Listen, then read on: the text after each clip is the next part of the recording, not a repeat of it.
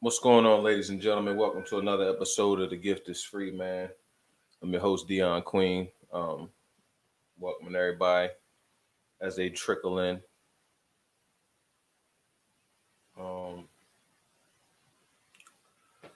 Tonight's episode, man, I know, like I said, we usually do and have sports on tab, and we talk about sports and everything.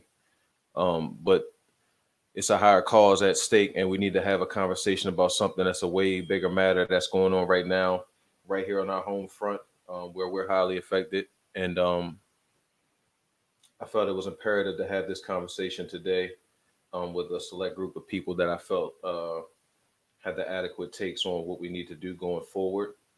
So tonight we're just going to be talking about solely the current events and the current state that we had, the current state of events that we have going on in America, man, and how we're going to attack these things and go forward in kind of a more direction way and a more of a sound way. A lot of people have been, you know, kind of asking questions as to what we should do, the perspective as to how we should carry things out. And to be completely honest with you, man, I just want to kind of give those people a little bit of a gauge as to how to navigate the situation, man. And I know when people look at this situation going on at hand, a lot of people are just now taking it to the point of it being at a looting situation, but there's a much deeper cause that we're here to talk about tonight, and in the unfortunate death of George Floyd and the events that have transpired that inspired this episode. So without further ado, man, got a couple of my guys here tonight, and I'm gonna introduce them one by one, man. And first and foremost, I got my man Therm James. We got Therm tapping in tonight from Baltimore, Maryland. How you doing, Therm? Everything all right? Good? I'm good. I'm good, man. Good. Thank you for checking in, my brother. Next, I have my man from down Atlanta. He from up here, but he down in Atlanta, reside in Atlanta right now. It's my man JB. You know what I'm saying? What's Right going down on? What's in going Atlanta. on? And thanks for checking in, my brother. I appreciate you. You already know. And lastly, I got my man Rod here. And this is somebody that's local with me right now, kind of a little bit closer where I am, not in Baltimore like Therm, and not in Atlanta where JB is right now. Um, and so we're gonna have couple more people trickle in, but we're just gonna start this off the break, gentlemen. I just want to ask you guys, man, how y'all doing, man? And Therm, you can start it off. Ask you how you doing and your current state and where you at in life right now. How you feeling, man? Let me know. I mean, I'm tired, Mm. honestly. Not, I ain't physically tired, but I'm mentally, emotionally tired. Um, kind of just, I'll just start like this. So I wore this shirt. I know a lot of people like, yo, you got the flag on. No, if you can't see, I'll stand up. In the background, there lynchings, Mm. and this is just kind of how I feel. I feel tired because once again, we keep saying more and more lynchings of black people, whether it's with a noose, with a gun, with a knee. So I'm just tired. That's all I got right now. All right, man. I appreciate it. I just want to get that out the way real quick, man. Tap in with you, see how you was feeling. And next I got my man JB. JB, how you feeling right now, man? What's going on with you? Hold on one second, player. Hold on one second, player. Couldn't hear you. What you say? Can you hear me now? Yes, sir. You good? I said, yeah, I'm doing good, man. I just want to tap in today, be a part of this great discussion. I got a lot to get off my chest, so I'm just happy that you got me on, man. I appreciate you for coming on, man. For sure, man. For sure. Sure, for sure. Rod, man. Rod, you next, man. How you feeling right now, man? What's going on? Just your man Therm said. I mean, just overall, just I guess you could say like drained. You know what I mean? Just emotionally and stuff like that. But definitely appreciate you. You know what I'm saying? Inviting me on this joint. Obviously, we had these group chats, discussions, literally day in and day out for the past 4 years. So, yeah. Yeah, I appreciate that, man. I appreciate you for coming on, man. Also, ladies and gentlemen, I got my man Mark here. He's gonna step on real quick. Mark, how you feeling, man? Everything all right, man? How you feeling? Yeah, I'm good, man. Just chilling. You know what I'm saying? I've been ready for this. So, let's get this started. I got a lot to get off my chest. Okay, okay. And lastly, ladies and gentlemen, I got my homeboy from down south, my man Big B, tapping in real quick with us. And Big B, man, I just want to know, we starting off and we just kind of getting the feel. How you feeling right now, man? What's on your mind, man? Just fire, for Just real. just fire. hmm It's just a continuation of fire. You know, what I Mm. mean? It just doesn't change. So that's how I feel every day. I can dig it, player. I can dig it, man. Well, I thank you for checking in, man. For sure, you can checking in from down South Carolina. We got South Carolina, we got Atlanta out here right now. We got a little piece of everything right now up and down the East Coast, and the experience is a little different for us on the East Coast, and we can kind of talk about it. So, I got a good panel of gentlemen on here tonight to kind of express their views, man. I just want to tell y'all I really appreciate that really appreciate y'all for coming on. For sure. Thanks for having. All right, bet, man. We're gonna kick this thing off real quick, Hey, man. real quick. Is there like is this being broadcasted anywhere else right now?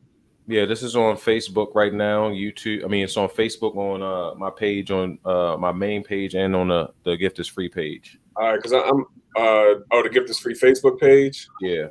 Oh, all right, because I'm live on my Instagram right now. Me too. I'm on my Instagram too. Oh, all right. And I just wanted to see if there was a way that they could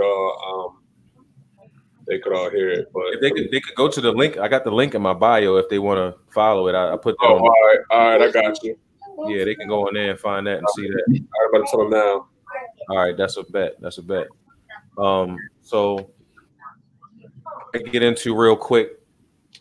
Was that first topic that I kind of had up already, man, and I had my man Big B. He joined in last, but Big B, I want to kind of get your take on this first take, and that's kind of get around this question of what exactly the definition of what racism is. I know we obviously living in a time right now where you deal with a lot of people asking questions about what it is, and they want to know exactly the definition of what racism is and how it affects people of our color. If I had to give a definition of racism, I would say bigotry with power. All right, that's basically the next man. Basically, is always the white man.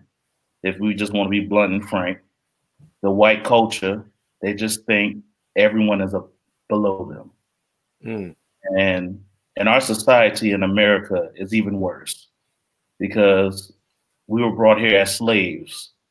So regardless, no matter what is going through and what we go through, they're still going to have that feeling that we're subservient, regardless. No matter how high you go, it's just like we're beneath them.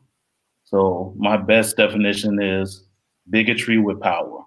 Not to cut you off, when you say them, is it them as in white people or them as in the oppressors? The white people are the oppressor. Okay.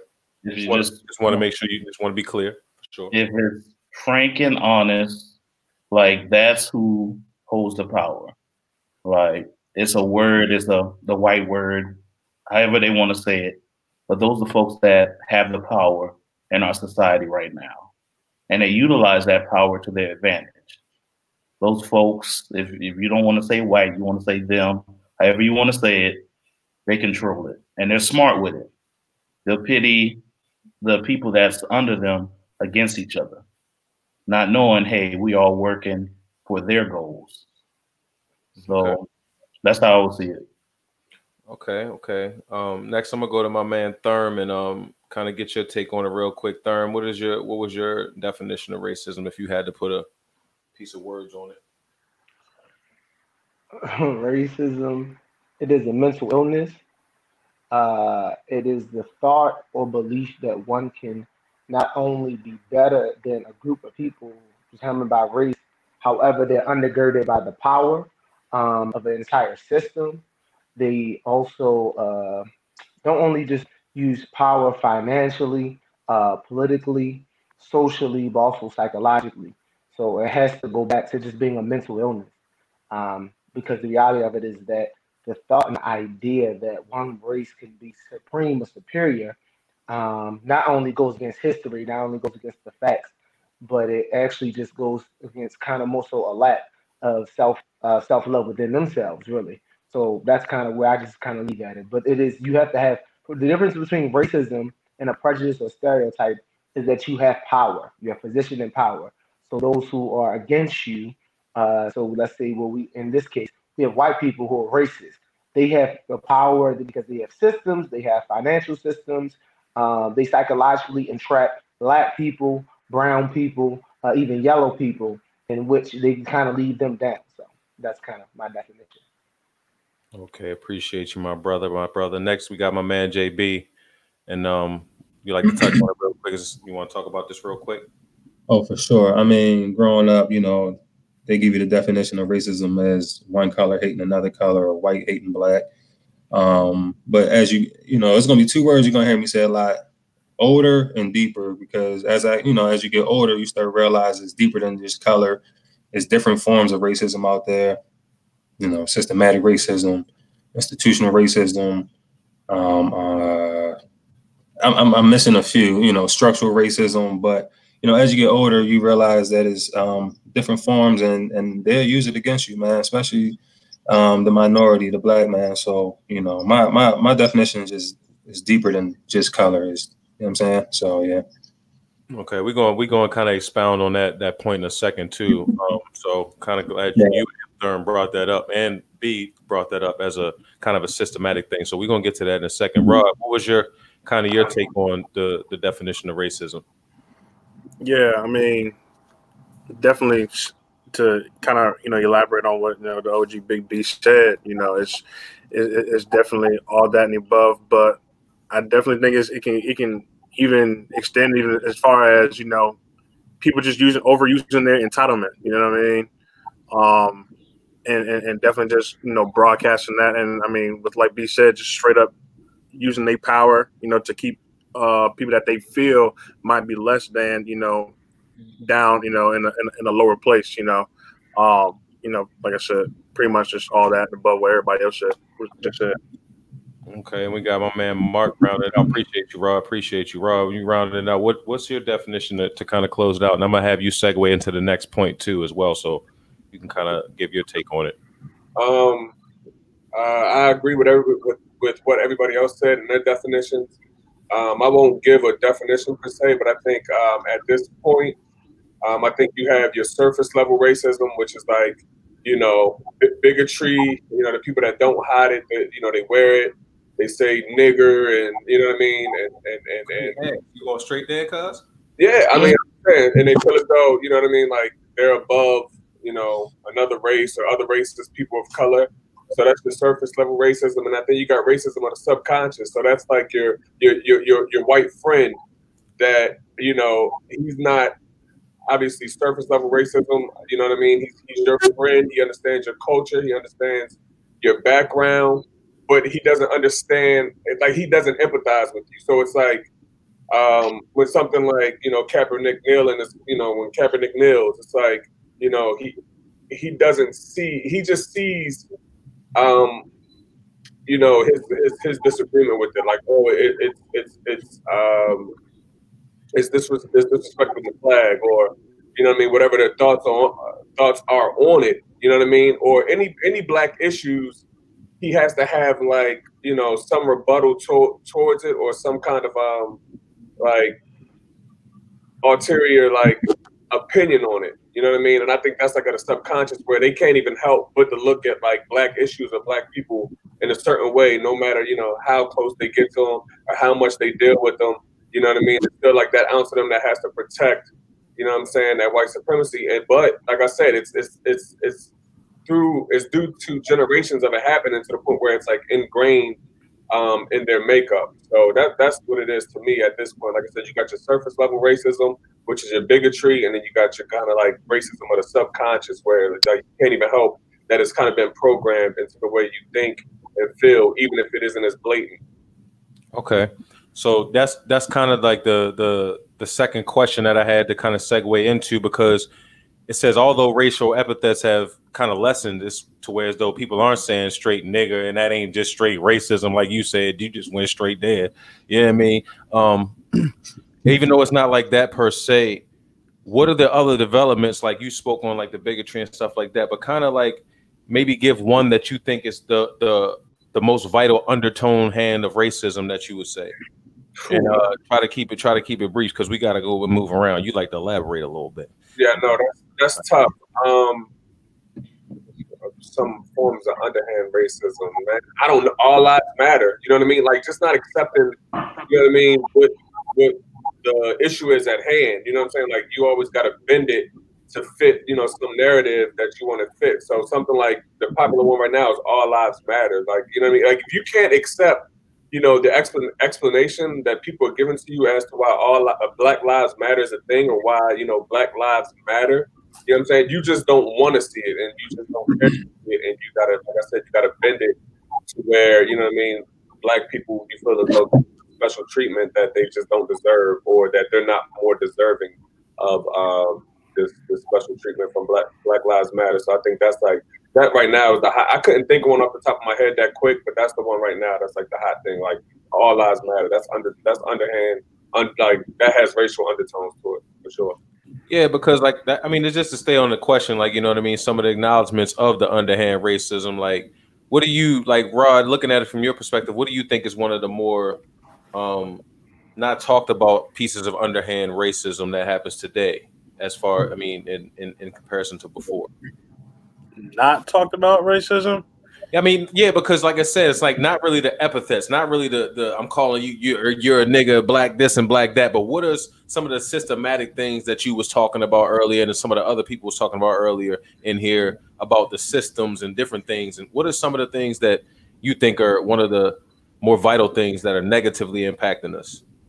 I mean, it's hard with everything that's going on. It's like, you know, the people, us, you know, versus cops. So pretty much kind of like how Mark said, all lives matter. The first thing that came to my mind was blue lives matter. You know what I'm saying? Just literally that whole movement, you know, by saying, you know, stickers on cars, and they wear that like it's a badge, kind of like to taunt you, type of thing. You know what I'm saying? I think that's, for me, that's what I feel like the most, you know what I mean? Because it was just literally a direct correlation to what we are, or what we have been fighting for, what we put out there. That was their get back. You know what I mean? Mm-hmm. So, okay, all right. So we got my man JB next. JB, what you kind of thinking on that subject, bro? On that subject, when I'm thinking of the underhand forms of racism, first thing that came to my mind was growing up in high school. I think a lot of you know, as I look back, as I gotten older, I say you're gonna hear me say older and deeper a lot. But as I gotten older, I look back in high school, I see how they handle certain, you know, how they handle white kids and how they handle black kids with certain situations. And man, my school, I went to a good school, you know, Arundel High School. You know, it's good. You know, athletics it's a great school. But when I look back, man, it's just a lot. It was a lot of underhanded racism in that school, and how they dealt with certain situations and different students in different colors. So that's the first thing that came to my mind. I mean, they made good points of blue lives and all lives matter, but you know, I'm just speaking off, you know, my experience personally. So, bet. Okay, all right. So moving forward, we got my man Thurm. Appreciate that, JB. Thurm, what's your thoughts on that matter, man? So I'm gonna try to keep it short and get right to it, but it's a lot. Dr. King said the worst thing you tell a man is to pick himself up by the bootstraps, not understand he doesn't have boots on his feet. So when we say it in that sense, the subtleties, I work in education. The reality of it is that I they already knew that you was going there. you already know. So they will tell us that Baltimore City, oh, they get the most per pupil, but then when you look at their needs, not even close. Baltimore City, I've worked in PG County as well. Baltimore City are just getting new schools. So the same schools that were new, my dad who's 61, are the same schools our kids are going through. So let's just look at that system. When we're talking about just infrastructure, textbooks, even subtleties. So me and my man Dion, we met in college. Met at St. Mary's. Dion, gifted hooper. A lot of my homeboys gifted hooper. I came to St. Mary's. I ended up hooping, but I didn't come to hoop. I actually came just to go to school there. And you know what they say to me? Like, oh, damn, well, like, you don't have to hang out with them guys, or why are you with them? Or they're not like you. And you know what my father taught me? Because I didn't get it. I was supposed to be the token, you know what? Because I'm articulate, because I'm smart. So they would always, it was always this budding thing like, they're just here for basketball, but you're not like the rest of them. If you've hung out with any of us, Dion included, we can all articulate ourselves. So just because I might wear a shirt and tie and they might, you know, have maybe some hooping shorts and a t-shirt on the front, now that makes them different. So I mean, when you look at it, and that's just on that side. Let's not even talk about the subtleties, the finances. Do we understand that everybody can open a business? Getting a business loan for a black person is tremendously hard. So we don't have the economics where mommy and daddy can, you know, be like the dumb president and just give you millions of dollars. So now you say, okay, start a business. We have more business acumen than any people in the world. Go in the hood. One person can do about 12 different things. However, if they go to a bank and say, hey, I have a plan, them actually getting money for that, nah, not going to happen. And we're not even going to talk about the housing, the difference in housing equities, because we just struggle just to get houses, so we end up having rent. And so when we rent, we don't have any property, so then they try to tell us that we don't have any equity. So when you look at the subtleties, the subtle forms is, oh, well, it's different. It's not like that. The subtle forms is when you have these full-on systems that you will not change. Well, you even try to reverse affirmative action in this argument that we've kind of got to a place that we haven't gotten, because if we also realize it is that the funding that the PWIs get compared to HBCUs is trash. The HBCUs per percentile, and I'm wrapping up here, they are going to accept more low-income first-generation students. All our numbers tell us that those students are going to be the hardest to pass. Instead of them getting more funding for that, we try to throw that against them, only to funnel it back into these other schools and universities who've been thriving and will probably already about 100 years ahead of us. So that's just some of the subtleties and the undergirding that we see when we talk about racism. It doesn't have to come out and call you an N-word. Okay.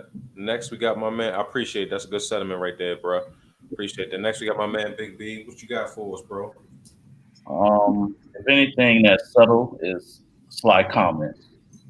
Like now that I recently bought a house, right? And say somebody comes over, and the first thing, like, I had a dude, he brought the refrigerator in, and I was just the house was empty, and the first thing he asked me is, "This your house?"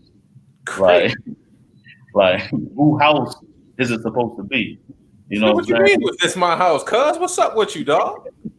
Like, who house is it supposed to be? That's the first thing I asked, and he was just like, you know, he didn't mean no disrespect or whatever. But it's like, who house is it supposed to be? So sly comments, and you just know it. It's just something that they wouldn't do to another person. Yeah. A person that and then another thing with the lady in New York that called the dog, like, that right there, that lady, she is what we assume we want in a white person. She's liberal. She votes Democrat. She assumes that she loves black people and she understands that Black Lives Matter. But when she was inconvenienced and something didn't get right, she went right back to her legacy and right back to what she knew. That liberal stuff didn't matter. It didn't do nothing. So soon as she threw that out the window, she didn't care about no Democrat, no Black Lives Matter, no Trump is terrible. She saw a nigga in the woods, and first thing she said, "Hey, I'm gonna call the cops on this nigga, because I know if I call the cops, they gonna believe me and they're not gonna believe this nigga." So certain like that is it's blatant in your face, but it's still subtle. It's underhand, it's just like you said, that's straight up and down underhand racism, man, and things like that can't be ignored, because those lead to those bigger problems that we have. Those cops come there without the cameras being involved, we have a totally different story. You might have what we have on the news now with another black man or woman getting slayed in the streets behind a lie. You know what I'm saying? Mm-hmm. So I totally agree with that, man, and that's a good wrap on that for real. Anybody else that wanted to speak any more on that, or? I mean, I just want to say that's that's what white people do. I mean, that's why you see them out there protesting. Me personally, man, if you white, stay home. You know what I'm saying? My favorite thing is this. My mom's white, I can't be racist. So I'm just speaking my mind. If you white, stay home. Because at the end of the day, you're not, whenever the time comes for you to use your privilege, you're going to use it. You're not, you got entertainers, you got celebrities that's white that just use and abuse the black culture. And then once it's time for, something, for them to step up or they get hit with something, they right back to being on the other side. So that's all I want to say. Like, as far as the lady in the park, man, I don't expect anything less. That's all. Yeah, let me touch on that. And what he said about the lady in the park, how like she votes Democrat, she's liberal.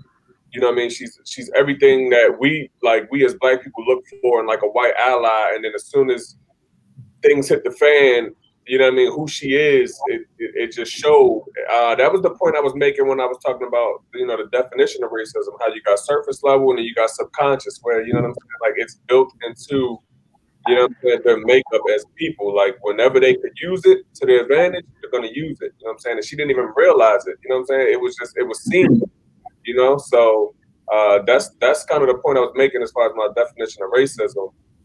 That like even with our allies, like that's like everybody, like I think the fight that we have now is like we're trying to rid the surface level racism, which I'm like, you ain't getting rid of that. You know what I'm saying? Like hate is always going to exist.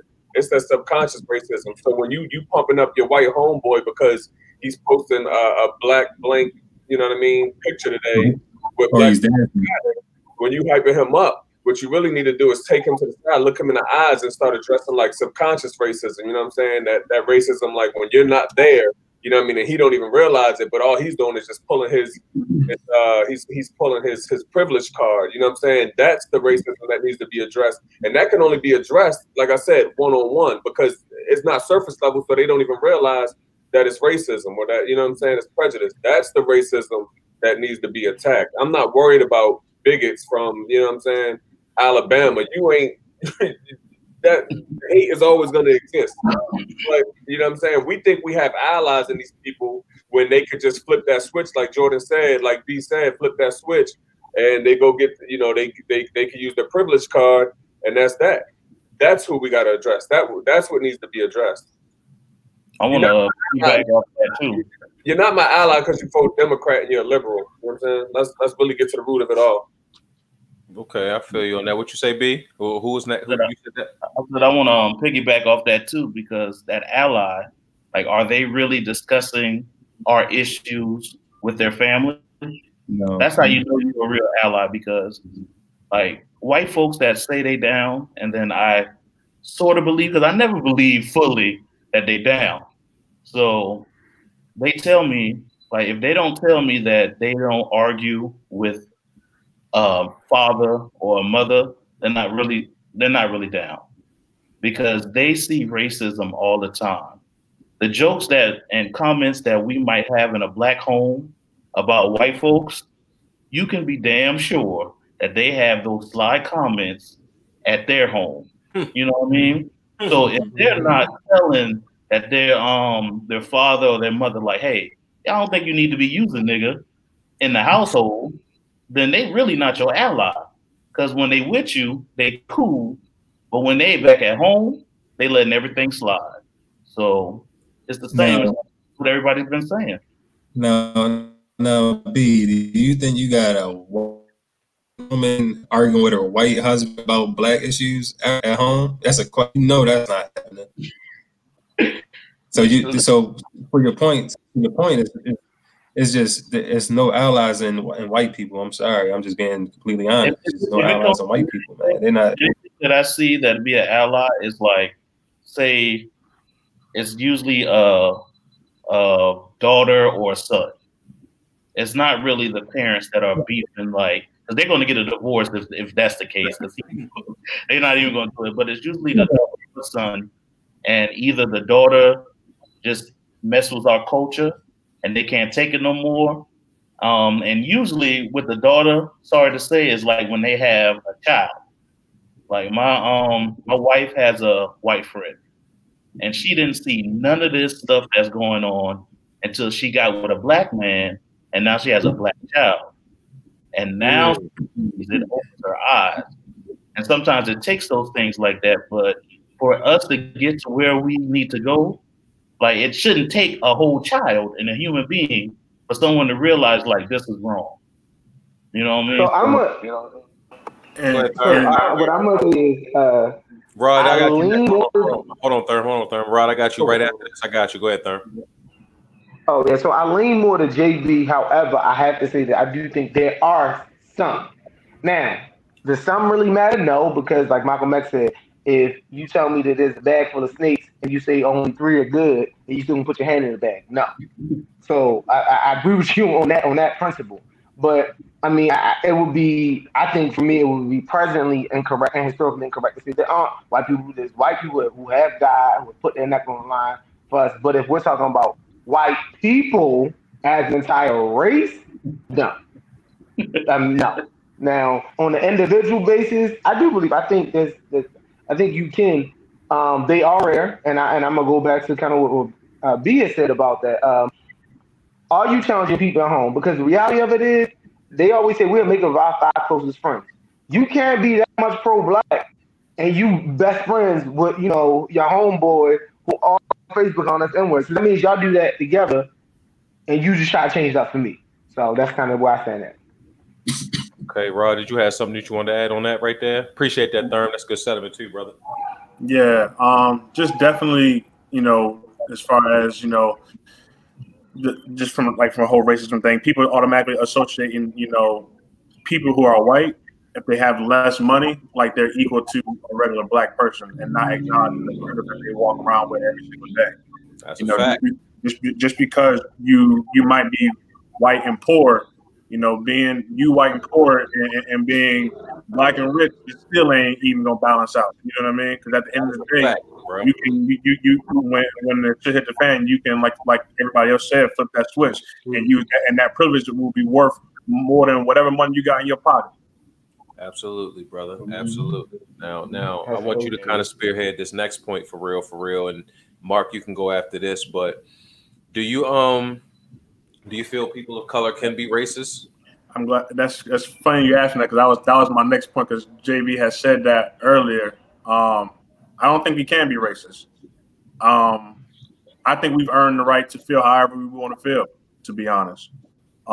We got 400 years of hate towards us. There's no way that we can be racist. We might be, obviously we have our stereotypes, but we come with that too. You know what I'm saying? So it's hard. Do you feel like the stereotypes has kind of been placed because of the certain mental mind frame that we've been placed in, as far as being physically assaulted, mentally assaulted, and all of that kind of stuff? Do you feel like that's the reason mostly why we should feel that way? Like, I mean, kind of it goes without saying, but I just want to kind of get your perspective. Yeah, I mean, 100%. I mean, every stereotype that as soon as you leave your house, you got all type of stereotypes that's attached to you before anybody even knows what your name is. You know what I mean? I didn't really your first question about racism or the underhand racism and stuff like that. To Therm's point, people get surprised at how eloquent we can communicate with people. How mature you may act in certain situations. They surprised at all that. But the question is just like, why? What makes you surprised that we can have these conversations? We can come at you cool-headed or whatever the case may be. They already have these, these thoughts in their head about how we conduct ourselves on a daily basis. Okay. All right. Next person I want to get to is JB. I want to hear your take on that real quick. What was your take on that? Or did you already kind of spoke on it? But did you want to? Yeah, because racism is deeper than just color. So I believe that black people cannot be racist. Like Rod said, we've been through it, man. So kind of like to make it real short and simple, I do not believe black people can be racist. No, we can't, because it's a little deeper than just I can hate you for your skin, but your dad probably owns that bank that I'm trying to get a loan from, and he's going to deny me for being black. So it's like it's deeper than just a skin tone when it comes to people of color being racist. That's how I look at it. Yeah, because that goes back to your definition of what you think racism is. It's not just about skin color and hatred of skin color. You can go to the bank because of who you are and get a loan to start your business. But you also made a good point earlier of how you can't go to the bank and get that loan for 10,000, but you can go to the bank and get. They gonna until I can't go to school no more. I'll be $300,000 in debt before they give me a $10,000 Exactly.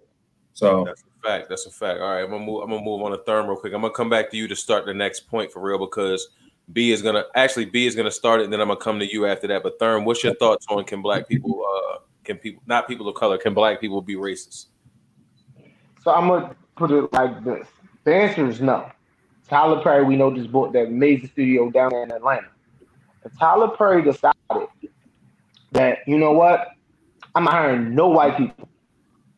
How many people in the whole industry will be affected?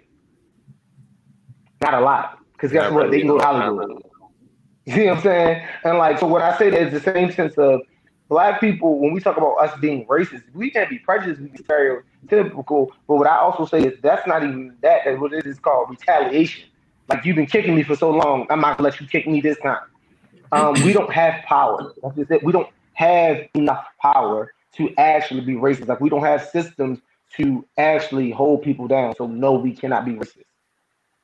Okay, that's a good point. Big B, you want to close this out real quick before we get to the next point? No, they said it perfect. No, we can't. Okay. Okay, man, and okay, so because this is kind of a point for me too. This is kind of a placement where you spoke on that kind of affected me too, because I also have relatives. My brother has a biracial daughter, so it's kind of the same thing that you were saying as far as what your situation is. So to get to this question, I know it's not really like in the same ballpark, but to get to this question, it's more so in the cases of adoption, should agencies try to match the race of the child with the parents, or should adoptions be carried out by the race blinder manner? Oh. Well, I want to sound like a bad person. No, I want you to no. I want you to keep it 1,000, because you see what I'm saying? Like it's more so to kind of get it. It's not in a hate. I know, because of how educated you are, and because I how you know things and everything like that, you can articulate your points. Go ahead and give it to them raw, just how you feel. You know what I'm saying? It ain't about to be being mean and nothing like that. It's just how we feel. Yeah, man. It's not. It's just the honest truth and how I feel. But when I do see, like, all right, for a while in Charleston, South Carolina, that's where I'm at. There's a nice place called Mount Pleasant, right? Eminem live there still? Huh? Does Eminem live there still? Yeah, I believe Marshall Mathers lived there. Yeah, yes. I think I seen him in a supermarket one day. But go ahead. But all you got to do is in normal times be in like town center or wherever location, and you'll see a family, and you'll see, a little white family, and then you see a black child, and it's just like the black child. Every time we see this black child, and it don't matter what family is, different children, it's just like they're there, but they're not kept as well, because those people is just like they don't know how to keep that child. There's certain things that child needs, and they can't get it from that white family. Now, and is that the point of connection for kind of the theme that we're talking about here, like being able to talk them through points of being able to navigate through being dealing with prejudice and racism and systemic racism? Is that the connection point you're talking about? Yes, absolutely. Because all right, so right now in this point, me and my wife, we're trying to adopt, right? So we're going through classes, and some people in the class, they already have adopted, and they're white and adopted black children. Now, if they're honest, which the ones in the class are, they let us know, hey, this is hard. This child does not relate to me. I have white skin, they have black skin. My background is different. I want to introduce them into my world, but there's some things that, they can't handle. Like off top is hair. When you have a black child, and that black child, say it's a girl, and they have 4C hair. Now, everybody on the black side, we know that's a coarse hair. We know it's some quote unquote hard to deal with, but for the black culture, it's not. But for the white culture, it is. And sometimes they have a disconnect. And then sometimes in that same world, like since it's adoption, you already are, you're catering to a child because that's your special child. Believe it, like it is. It's someone that you handpicked, that you got, and you brought into your home. So sometimes those parents don't give the proper discipline that a black child would need, and they overcater.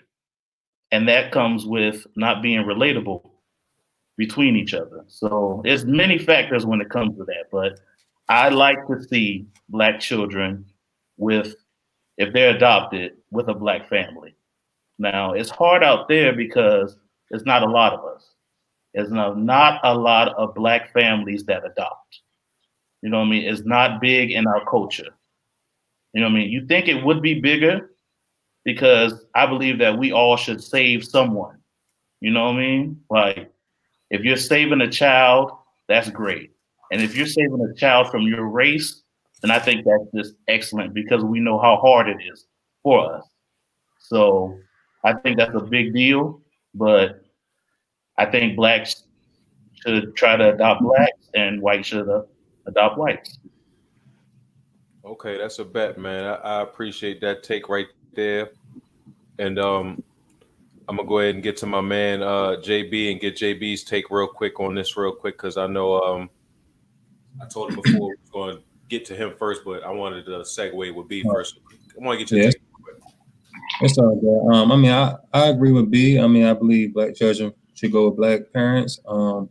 Surface level, a lot of those white parents, they don't know the culture that these black children come from, or what they, teaching them what they should know, or just the whole culture. That's surface level, But then you dig deeper. For me, is I've been looking up adoption. Adoption. What's the word I'm looking for? I don't know, but I've been reading on adoptions for a while, and when you get to these countries like Haiti, you get certain countries in Africa, you read a lot about how a lot of these adoption agencies are pretty much gateways to child sex trafficking and child organ harvesting, and a lot of I'm pretty sure it's both sides, but it's a lot of white people white couples, white, women, men, whatever the case is, go to Haiti and think about how easy it is to just adopt a child from Haiti. He's going to give it to you.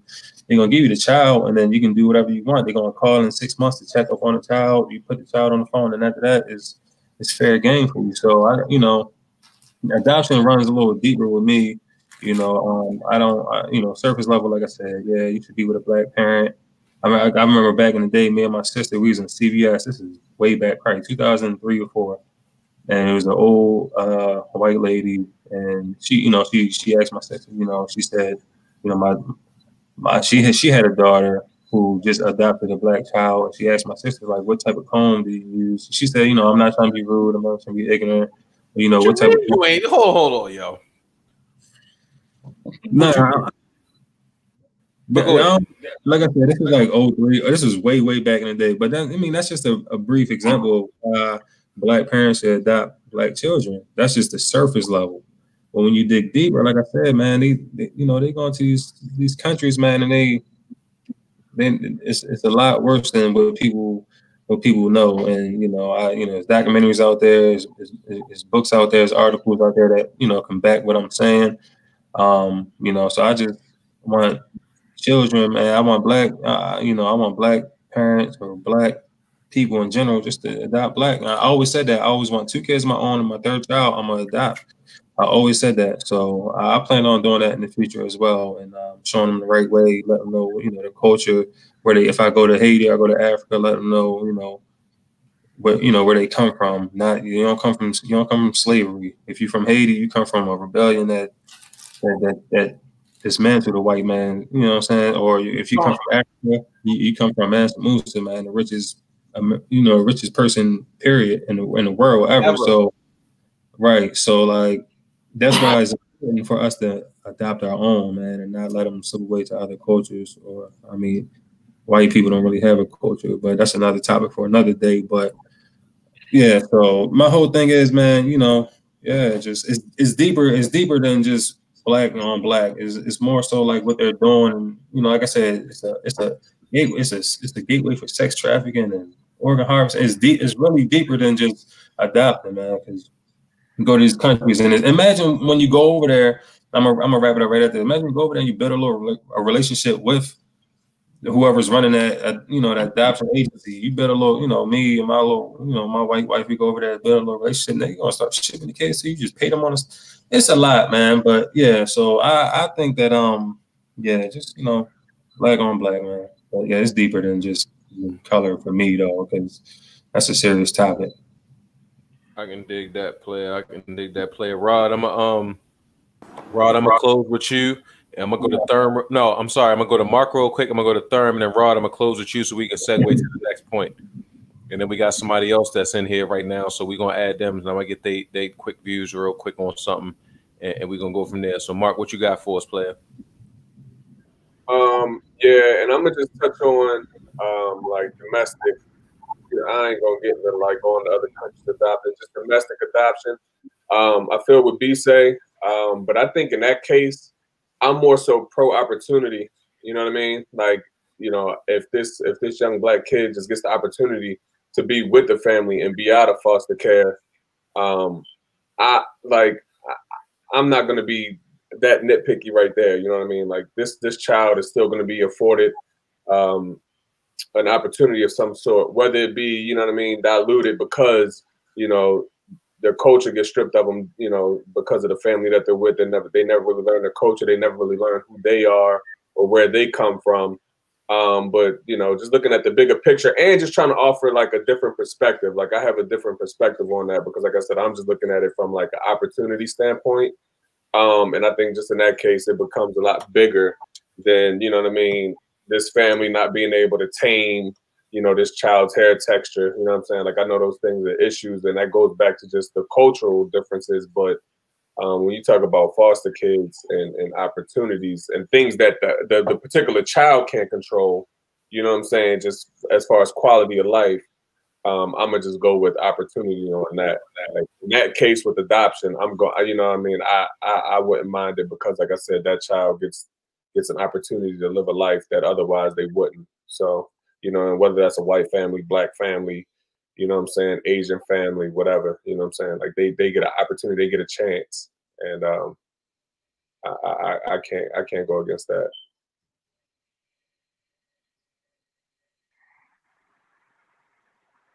So I'm gonna have to actually agree with Marcus. The key to the question is, should agencies try? So I think yes, they should try to actually, if we can match it. However, go back to what B already said. Although they can try, the black people don't adopt at that level. Um, and like I said, going back to me, I work with kids every day. At the end of the day, I hate to say it, but some love is better than no love. So I mean, if we're asking them, do I believe in preferential? I do. In my preference, I do think black kids should be with their black parents. I think that's something learned. The same way I feel like black kids should go to black schools, but that's a whole different conversation. And in the sense is that I just feel like it's better for the child, but I don't ever think you should really just have children who can be loved by someone and say, well, they're not because of a different race. However, I believe that they should have to undergo some type of psychological evaluation because I believe racism is a mental illness. They need to be psych evaluated because if there's any thought that they're not in the right mental space of the child, then I feel like they're just as much a threat as anyone else. I like that point a lot, man. That last point that you made, man. Rod, I want you to kind of close on that point real quick. How do you feel on this subject, man? Yeah. I mean, Therm gave a good segue to myself because I had some things that I just had written down just so I won't forget. But I mean, to answer your question, do I think they should be allowed? White people should be allowed to adopt black people? To that point, yes, I do believe they should, because pretty much like Mark said, I mean, when you actually see, you know, a child that's black, you know, that's in the care of a white person, it kind of hurts. You know what I'm saying? Just knowing, just thinking about whatever situation that they were in. You know what I mean? You could probably imagine that could it be worse? You know, because you don't know who is actually raising them now. But you know, you would hope that it would be better than what they were in. But I guess my initial thoughts would be more so along the lines of like, who is the person that gives that go ahead to allow it? You know what I mean? Because my thing would be more so like, I have questions around the people who are doing the adoption is why would you want to? You know, is this a guilt thing? Are you like, what is your motive behind it? Just because we just had a 15-minute conversation about you know, underhand racism and sly comments and stuff like that. Like, you know, what is your angle, you know, with this whole situation? What are you trying to accomplish here? You know, they need to really be thoroughly, you know, investigated, you know, to understand, you know, what's going on, you know, and pretty much to B comment, you know, like you said, a lot of times, you know, these black kids that are adopted by white people just aren't kept up to our standard. You know what I mean? And me having a son of my own, you know, you take care of him, you know, better than you take care of yourself. You know what I'm saying? So it takes a lot from that. And then, you know, when that time comes, if you're adopting a child from, you know, being an infant, the baby, or whatever the case may be, when they get to that point where they can realize, all right, we're different. You look different. How are you going to handle that conversation? Or, you know, what's, you know, how are you going to address that? You know, this ain't no birds and the bees type of subject. You know, it's deeper than that. You know what I mean? That's a fact. I mean, you muted. You muted, but to touch on what Ross said, man, I know I don't want to sound like radical or anything, man. But my bad. Go ahead. My bad. That's okay. I don't want to sound, but what I said really does happen. But what I want, like Ross said, man, I want thorough investigations before, during, not just 3 months down the line, and after that, it's just let them, you know, check in with that child for up to like 3 to 5 years or something. That's all I really want. But yeah, I was just touching on what Rob was saying as far as investigating. Real quick. Real quick. Oh, go ahead. Yeah, I think this actually opens up another discussion as well. We should definitely have more advocacy within our communities, and you know what I mean, with our people, as far as the importance of adoption as well, so we can get black families on tap with doing it as well, so the numbers aren't as skewed. You know what I'm saying? Like, you know, a lot of these black kids are forced into these homes because, you know, like B said, we're just not there to adopt. We just don't adopt. And, you know what I mean? That's true. I don't know too many black families that have. I know a couple, but I don't know that many. And I feel like somebody, you know, should step to the forefront and kind of be the advocate for that. You know what I mean? On a broad scale, to kind of, you know, pump people up and get people more into it. You know what I'm saying? Because you just don't hear it enough. You just don't hear about it enough. Yeah, you got that. You just don't hear about it enough. You know what I mean? In our communities, like anybody's saying, like, hey, you should look to adopt. You should look to adopt. You know what I'm saying? Like, that should be an option for, you know, every family. All families should definitely just do the research and look into that. And then I think you'll see the numbers shift, and then maybe there won't be a situation or positions where, you know what I mean, black kids are being adopted into families of other races. Yeah. Hold on. What you say? I know you want. Did you want to say something, B? I know you was about to talk before Mark. No, hey, Mark hit it on the head. It's our problem. It's our issue as a culture. Right? Okay, Thurn, did you want to say? Oh, I'm sorry, cut you off. Go ahead. Sorry. No, these kids, they shouldn't be left out there. Like, we should know when these kids need help. And honestly, my wife works with adoption and stuff like that. With black kids, they usually go, like, if they're getting adopted or someone's taking care of them, they go to the family. So we do look out in that aspect. That's why you don't see it, because they do, family members, you know, grandma come get you. Man, hey, talk about it. Get you, auntie come get you, and that's who's gonna raise you. So that's why you don't see it like that. But there are people and there are kids that they don't have that, and they are stranded out there. And that good, wholesome family, white family out there, they're gonna get that pick first. Those people that work at DSS and stuff, they do look and say, hey, let me try to match you up with a black family. You know what I mean? They try, but it's hard because we're not out there. So that's our fault. Okay, Thurn, did you want to add on that? Did you have something you wanted to say real quick? All I wanted to say is actually, I think V made a good point about the family. I just feel like this goes back to the root of who we are as Black people. In order to fix a lot of our problems and to help where we are, it starts with the family.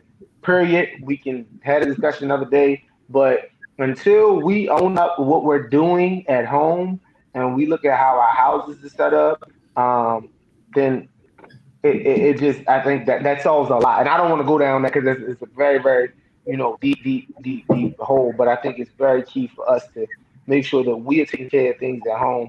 Because, like you said, if something does happen in your family, you should step up. So that's just kind of how it should be. Okay. Any more? Yeah, I just wanted to chime in real quick because I know, I mean, I didn't. I mean, I talked to V every day. I didn't know that you was in the process of trying to adopt. But my question for you is, obviously, when it comes to things like getting loans or whatever the case may be, it's always harder, for us. Maybe do you feel like the numbers might be skewed a little bit so that we don't adopt like that? Because is the process to adopt even harder for us as Blacks? No. Honestly, being here and what my wife does in her profession and what we're doing now, if you're Black, like I'm a married Black man in a home with a good job. I'm a married Black man. They banging on my door to adopt. They're calling us, hey, y'all ready to adopt? Like her friends, like, hey, you ready to adopt? So it was something that we kept hearing, and I wasn't all the way for adoption, like I wasn't. And then it just clicked in my head, like, you talk all this mess, you want to do all you can and help the other, and there's some stranded kid out there that you can take and you can help and you can love like any son you had on your own or any daughter you had on your own. So why wouldn't you do that? So it just clicked in my head, like, why am I not doing that? Why am I against that? And I believe that, like in our culture, we always want to have our own seed, and it's harder for us to be like, hey, come in, come in, somebody I didn't have, and let me love you. But to me, it's not that hard anymore because that's what we're supposed to do. If we want our people to grow and to love each other like they should, why can't I adopt a child and raise them right and send them on their way? So just like I would do my own child. But for us, Rod, to answer your question, no. They would love if a Black person, a Black male, would want to adopt. As long as your background's squeaky clean, it's not hard. It's not like getting a home loan or a business loan. They as long as you're good and you're good folks, they want you to adopt because there's not many of us adopted. And just to be clear, this is for Black kids. We're not talking about just overall. We're talking about for Black kids, right? Yeah. Black kids, being a Black parent trying to get a Black kid. You know what I mean? So, but honestly, Black folks do good with any kids. Like, because it's been so many times, like we know people that are in foster care and they take in white kids because it's just a foster care, so they're not going to be there the whole time. And that foster care kid, they'll go in, they won't be doing nothing, they'll be mute, they won't say nothing. But when they leave out that Black woman house, they writing, they talking, they speaking, and they send them on their way better than they came in. That's just our culture. That's what we do. So they definitely would love to have more Black folks out there doing it. Okay, man, that's a brilliant point, man. That's kind of gonna take us to our next point. Anybody else want to elaborate on that? Are y'all good, or You know what I'm saying? Man.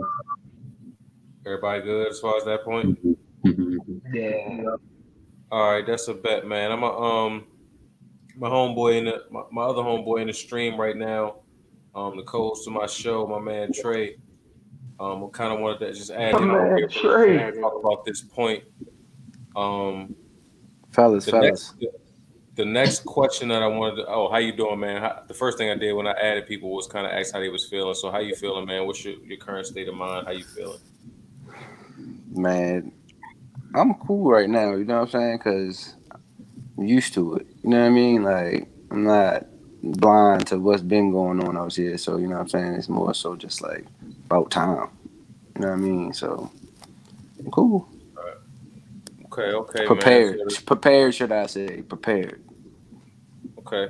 So the next question that we kind of had on our list, what was the ideal degree of integration to have in society? You know what I'm saying? And do you agree with integration? And what do you feel if you do? Is that idea shared amongst all people? Well, it's clearly not shared amongst all people. You know what I'm saying? That's why, you know what I mean? What's going on? But as I was just telling my girl for real, like, I was letting her know it's just like it was no other time in like history where it was more black owned businesses and farms, grocery stores, groceries, everything than segregation. You get what I'm saying? But when you look at the whole grand scheme of things, integration and segregation, do you see that as the same thing or different? I mean, it's the same, kind of, because you got to integrate. You know what I mean, or else you segregate. You feel me? Like, so that's kind of the question that I'm asking you. Do you feel as though that integration is something that we need to do, or you know what I mean? See, I feel like that we don't need to do that at all. I feel like integration is perfect when all sides agree on it, but you get what I'm saying? It's like utopia. If all sides agree on integration and everybody, there's no bullshit between all the people. You get what I'm saying? Everybody just sees people as people. I don't see nothing wrong with that. Like, that would be a perfect society. If you get what I'm saying? Granted, ain't nothing perfect, but it's like, that would be. I don't know. But I just need the raw answer. Do you feel like we're more beneficial with them or without them? Because I'm about to. That's pretty much the question.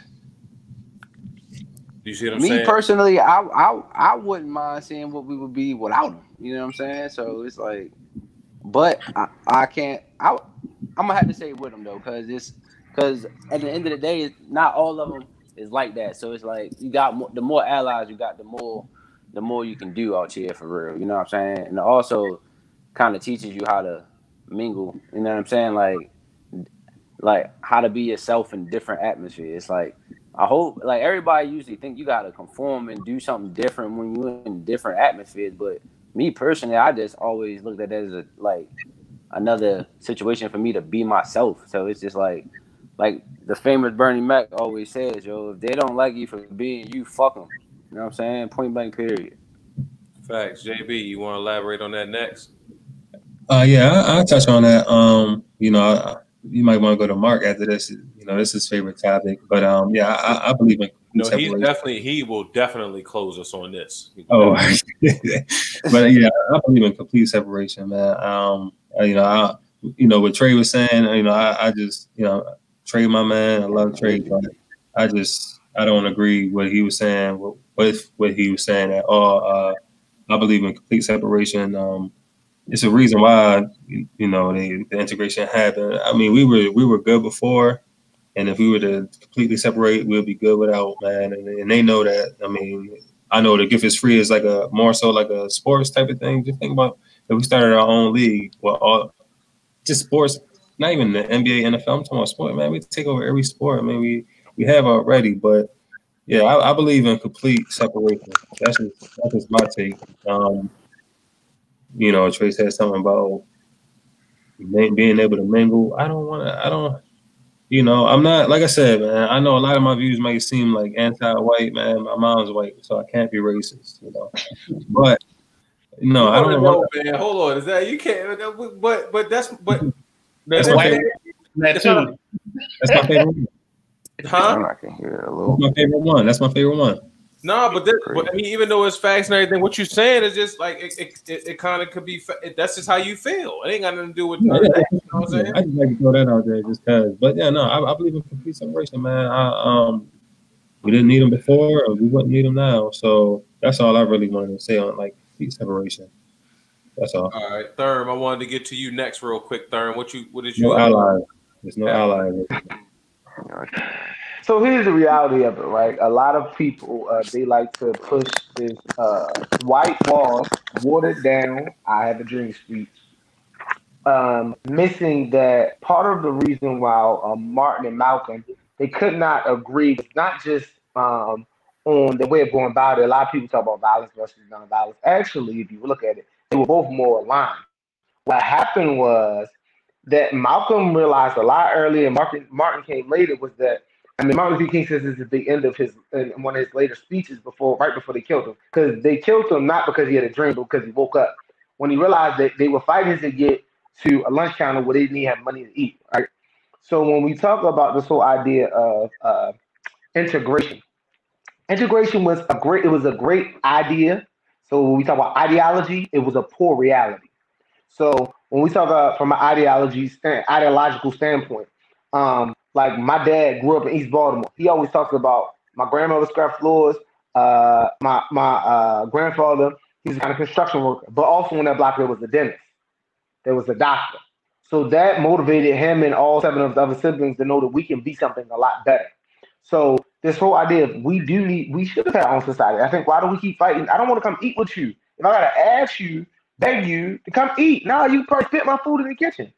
I believe that the United States can still do this. They can give us Texas. Matter of fact, we don't need one Texas because that's really Mexico. That belongs to our Hispanic brothers and sisters. They just need to give us parts of the South that they don't want, give us 5 to 6 states, pay us what they owe us, and I guarantee you that we'll recreate. Now, this is not coming from personal hate. I have, white friends and colleagues, but the reality of it is that, as I said earlier, I'm not talking about white people individually. I'm talking about white people, the race, and the system. And the system has done nothing good for me. So at this point, let me figure it out on my own. Let me police me in the way Farrakhan said it. You know what? We can police us. We can figure us out. But this whole idea of integration, it was a great idea. Like it really was. We all gonna be together, and it all tribes and colors. That sounds good, but we're in reality now. And where has it really got us? I mean, really, where has it got us? And the truth of that is, we're integrated now. We're segregated now. If you look at Baltimore, like we are one of the most segregated places in the entire country. The difference here, though, is although we're segregated, while we're in our separate parts of the city, we are still controlled by somebody else. So that's just kind of where I'm at.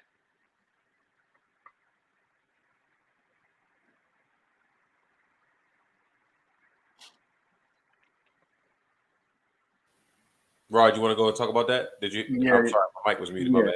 Nah, you good. You good. First off, just for starters, Thurm just made a good point, just talking about Malcolm and Martin and stuff like that. And my man Mark just said something to me earlier today that I don't know when I'm gonna let this quote go, but I told him, that I feel like sometimes he might go overboard with some stuff, pertaining to racism, and he said, whenever I'm overboard in your eyes, you just ain't get there yet. And just to be honest, that shit just fucked me up for real, because I tend to end up getting there, and then I'll be on the same wavelength or whatever. But as far as segregation and integration stuff like that, yeah, I'm definitely good on the whole integration thing. We definitely didn't need them. White people as a whole, they don't have any sense of history, any sense of culture. They lean on us for literally all of that. In terms of needing to mingle and stuff like that, we good on mingle. We learned how to do that. That was passed down to us, through generations. Even when we were slaves, some people was out there, making the best out of a situation and knowing how to, mingle. That's nothing for people of color.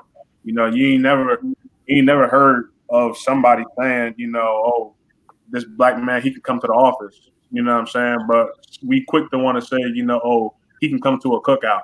You know what I'm saying? Mingling ain't got nothing. Mingling has never been a issue for anybody of color that I've seen. You know, when it obviously when people in different, you know, environments, you know, they might feel a little out of place, or the case may be. But really, when you feel out of place, they be shook when you come in there because they don't really know what you about.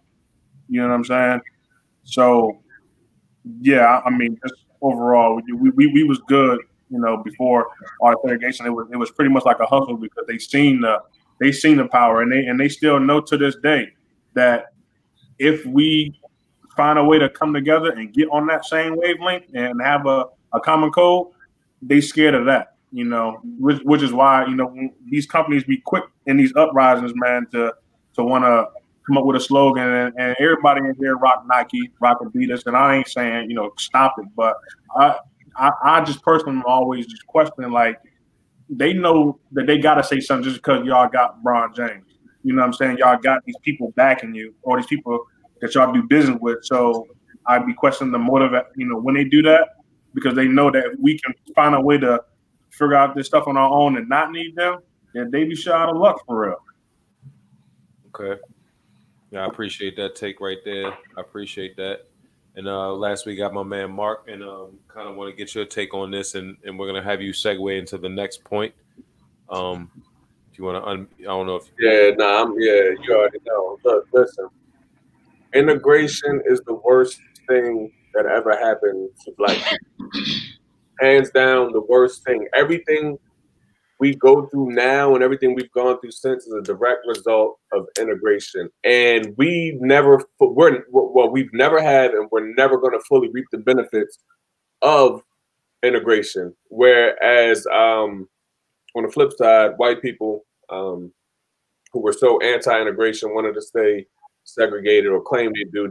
They've benefited the most from us. Look at all the industries that seen their boom after integration. And like Jordan said, this is a sports broadcast, a sports podcast. So I just keep it there. Like, look at sports since integration has happened. Look at the NBA, the NFL. I mean, these owners, and we don't have ownership stakes in any of these leagues. And they're making money hand over fist due to the Black athlete. You know what I mean? We never got our chance for these leagues to be completely ours because we were integrated and everything was meshed. And now, you know what I'm saying, they know how to benefit off of this better than we do. And yeah, you know, we were able to have, you know, guys become billionaires and multimillionaires, but we have such a small piece of the pie. And I don't think people realize that, you know what I'm saying? Like, we are just so happy with the fact that we're able to intertwine, you know what I mean, with the other race. And I mean, we don't know anything else. We don't know what it was like, you know what I mean, to be segregated, you know what I mean, our generation. So, you know, when I say this to people, you know what I mean, before they really take a step back and think about it, they're like, I don't know, but you're probably tripping. Or they're like, man, you're a product of integration, you know what I mean, being that I have a, you know what I mean, I'm biracial or whatever, and, you know, none of that matters to me because, you know what I'm saying, I look at the bigger picture, and I look at, like I said, the things that we go through, the struggles that we go through on a day-to-day, is all a direct result of integration. And I want to hear about what we have been able to maintain on our own. We are the lifeline of this country. This country can't maintain without us. So we've definitely been able to maintain on our own. I mean, Therm said, you know, they can give us Texas right now, give us what we owe, and we'll figure it out. You look, our people, we get it out the mud. You don't even got to give us what you owe us. Just give us our land and our space, and we'll build it up. You know what I mean? We will get it out the mud, and we'll have a fully functioning society in the next 5 to 10 years easily. You know what I'm saying? By far, everything that we go through is rooted back ultimately to slavery in the beginning of time, but in the present day, and you know what I'm saying, everything that we go through now, police brutality, all of that is a direct result of integration. If we were on our own with our own economy, our own businesses, our own sporting leagues, man, we'd have a flourishing society that, because there wouldn't be, the problems that we have wouldn't exist, but all the pleasures and all the pleasures and the things that we enjoy doing and the things that we love about our country, we would still have those things. You know what I mean? Tenfold without, you know, having to worry about the white man or racism or all that other bull crap that we deal with due to integration. So yeah, it's the worst thing that ever happened to us, and I hate it. And I hate when people say things like our ancestors died for this and that. And my favorite rebuttal is they also died for integration. They also fought for integration, and look what that's done to us. It's completely ruined us as a people. You know what I mean? As a whole. What? Muted. You muted. Yeah, My bad. muted. I'm sorry. My bad. Thurm, you want to elaborate on that? Yeah, so I think we got to be careful when Marcus we talk about what he died for, because I do. Some people use that argument against voting in this system. I think it wasn't more so they wanted this whole idea of like being with white people, but they wanted to be equal. So you know what I'm saying? Like I think we got to understand that from their vantage point, at that point in time, they had books that were outdated. So they kind of felt like, well, if we integrate, then they got to treat us equal. I would be interested. I don't know. I'm gonna be honest. I don't know. You know what I'm saying? How? Because I kind of feel like they push for integration, but all the things they really want to integrate is still segregated. But that's my opinion. I got something to piggyback on that. To me, I believe that was just foolish, honestly. Like, because these people hold the power, right?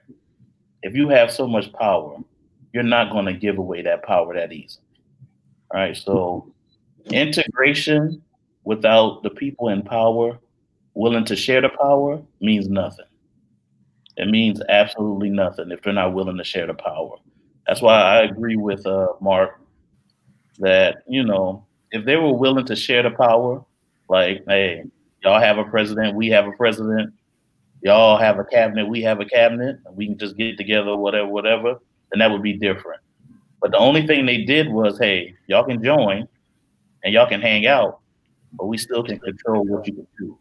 This is my question about that. This is my one question about that, though. Like, that's kind of speaking in the utopian sense to where it's though it's already established that we have that. Speaking in the terms of right now, when we are consistently the minority in our country, you know what I'm saying, specifically, because we talking about our country, we are the minority. So in what sense do we call integration effective? Because like we're gonna have to deal with them to a certain degree. They make up the mass of what we have to deal with as far as tapping into the power. So what do you I'm gonna catch that one. It's not effective at all. We just deal with it. It just is what it is. You know what I'm saying? Like if we were in a separate state, you know what I mean? Like there was ever like whenever integration came into the fold, instead of integration, if they were just like y'all take the West Coast, we take the East Coast, we're completely divided. Whatever y'all affairs are y'all's, ours are ours. You know what I'm saying? Like we would have been fine. We'd have been a lot better off. So I mean, the state that we're in now is we're just simply dealing with it. It's life as we know it. You know what I'm saying? So it's not until you really peel back and think about it and realize, like I said, we are the lifeline of this country. You know what I'm saying? Economically, you know what I'm saying? And pretty much every sector that keeps this country thriving, we are the lifeline of it. Our people go fight in the military. You know what I'm saying? So we had our countless numbers of our people die for this country. You know, so any sector of this country, we've dominated and we became the lifeline of it. So technically integration benefited this country and them a lot more than it has us. They're just milking us. It's like we're in a bad contract and we just can't get out of it and we just deal with it and we get our little scraps. You know, we got a millionaire here, a billionaire there. It gives us a little hope. You know what I mean? And they feed us with opportunity. You know, opportunity. Yeah, you can do those things, but that's ultimately that's a pipe dream. You know what I'm saying? So, and it doesn't work for us because us, the working class man, the regular man, we still live in places that are segregated. Within this big integrated country, we're still segregated. Baltimore City is segregated. You know what I'm saying? Like my neighborhood and where I live doesn't look like neighborhood 5 miles down the road. My kid's school doesn't look like Francis Scott Key Elementary over there in Fed Hill. You know what I'm saying? But we're in the same city.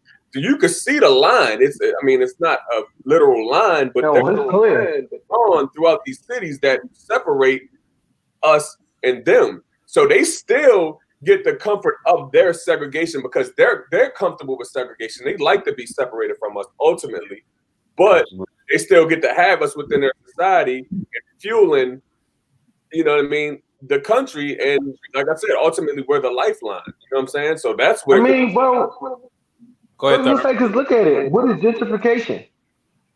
That's all gentrification is, right? Like Marcus just said, they love their segregation. They've been out Carroll County, Harford County, all the way out. You know, they said, nah, we like the harbor. So now, what are they doing? They tearing all the projects down so they can come back in the city and we can move right back out. So I mean, in a sense, and let me be very clear because see, this is where, and I'm glad it's all brothers on here. Black people say, "Oh, that's hate filled." Everybody think about hate. It's about respect. When I got my own, and we're our own nation, we're our own entity, is now you got to come to my table because you know this belongs to me, and we have a conversation. My biggest beef is that in Baltimore City, as much money as we generate, and if we talk about all the black problems, there's not $1 million business downtown. Black City, there's not $1 million business downtown. Baltimore is running uptown. From Park Heights, where our Jewish brothers and sisters live, or if you want to go over to Patterson Park. But the rest of the city, we just here. We just working. We worker bees.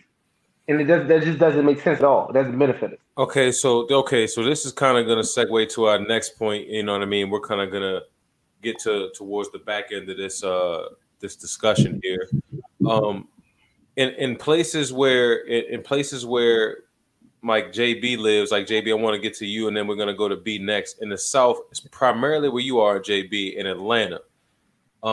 Your interaction with white people might not be as prevalent as it is for us because, like, you know, I've spent time down there, and even in your day to day, you might not see too many white. You might not even see too many white people. You know what I'm saying? So the question that I had on the back end of this is like, what is a way that you think you could connect with white people that have different views about race? But if my thing about it is with you is if you don't even encounter those type of people, then why is there? I mean, I don't want to cut you off, but if I don't want to have any connection with any white people that view race different than me, it's just nothing to talk about. I'm not going to sit here and waste my breath, waste my time trying to convince you why racism exists or the different type of racism. I don't have no conversation for that. So I don't care to talk about or talk to white people who has different views than me. That's just me personally. Yeah. I mean, on a daily basis, you know, my neighborhood, you know, I just bought a house myself. Shout out to my Uncle B. He's also in here. He bought a house. I just bought a house. My neighborhood is black. My job is black. So I don't really deal with, you know, white people on a regular basis, but, you know, I'm not opposed to it. It's cool. If I see them, I chop it up. But if you have different views than me, then we won't talk. Because if I feel like you got different views, then it's really nothing. I'm not, like I said, I'm not here to convince you otherwise. You stuck in your ways, that's cool. And I mean, whatever I say, because I mean, just look at history. I mean, if you're not convinced by history, then whatever I tell you, it's not going to change your mind. So I really don't got much rep for that. So that's how I look at it. I don't care about white people having, you know, like I said, man, I'm not here to convince you otherwise. So even if you have the same views, man, I still look at you with the side eye. This is me personally. I'm not saying everybody should have the same perspective. Yeah, I think Black Lives Matter. It's like, yeah, but when it turns on you, like I said earlier, you're gonna flip that switch and go back to your privilege side. And that's just how I look at it. But to answer the question, no, I don't care to connect with white people that has different views than me, to be honest. No, that's a perfectly fine answer. I'm gonna get to B, and I want to come back to you in a second, and it's the reason why I asked you and want to ask you too specifically because of where you living at right now. B, what's your answer on this question? Same. Okay. Listen, I'm not about to have. I've been cut off white folks for a long time. All right, and the only interaction I do have with white folks is job related. You know, and that's because I have to, and they're cool. But on a different personal level, and my inner circle level, is like I would have to do so much breaking down of who they are. These are adults. So they done grew up, Yeah. you know, believing this way.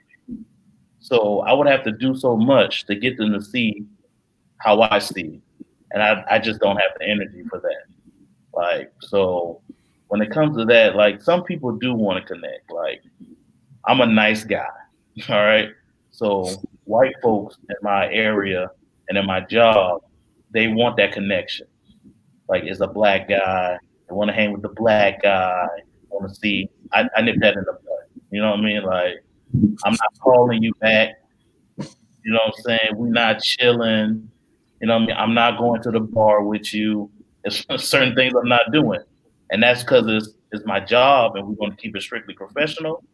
And our culture is just not meshing right now. And I want to keep you in that light that we can have a good conversation and not worry about other things. Because once you bring something like a negative energy about my people, then one, I'm gonna cuss you out, and I don't want to cuss you out at the job. Right. And I don't want to do that. I don't want to cuss you out at the job, but I will cuss you out nicely. You know what I mean? Let you know, hey, you're not about to play that game. You know what I mean? And then honestly, they really, the way you come off, they know you're not about to play with them. You know what I'm saying? There's certain people you're not about to play, and they know that. So I'm with JB. I'm not trying to change your opinion. You know what I mean? Back in my past, maybe I tried being younger, saying, hey, white guy, think about this. But now, no, I wouldn't even attempt it or even care. If they're down and they say they're down, that's cool, but you can stay your way. I'm not about to invite you for no cake or nothing. So you good. So the reason why hold on, because I can nip this one in the bud for you. This whole question. Go ahead. I'll tell you straight up, because at this point, like Jordan said, if you can't look at history and just understand what's going on, and this goes for not just white people. At this point in my life, if we ain't connecting on race relations, if our views ain't aligning on race relations, I don't care if you white, black, you know what I mean? Because there's a disconnect with other black people too. This ain't a white thing. This topic ain't just a white thing. If our views on race relations are different, regardless of what your race is, nah, we can't connect at all. We can't be friends. We can't hang out. We can't even if you ain't in my circle, in my whole circle, we all on one accord. Other than that, you know what I'm saying? Like, I ain't gonna deal with it. It's that simple. I don't even know why it's a question. I don't think anybody gonna sit here and try to figure out a way that they can connect with white people, black people, whatever kind of people. At this point where you got a difference in views on race relations. You know what I'm saying? Check this out. This is the reason why that's an appropriate question to me.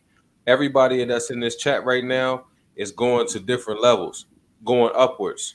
It's not a lot of us when we get there. So these conversations is going to have to be had. Like, you're going to be around certain people that's not going to be having the same views as you, and those undertone racism points that you're going to peak when you see them.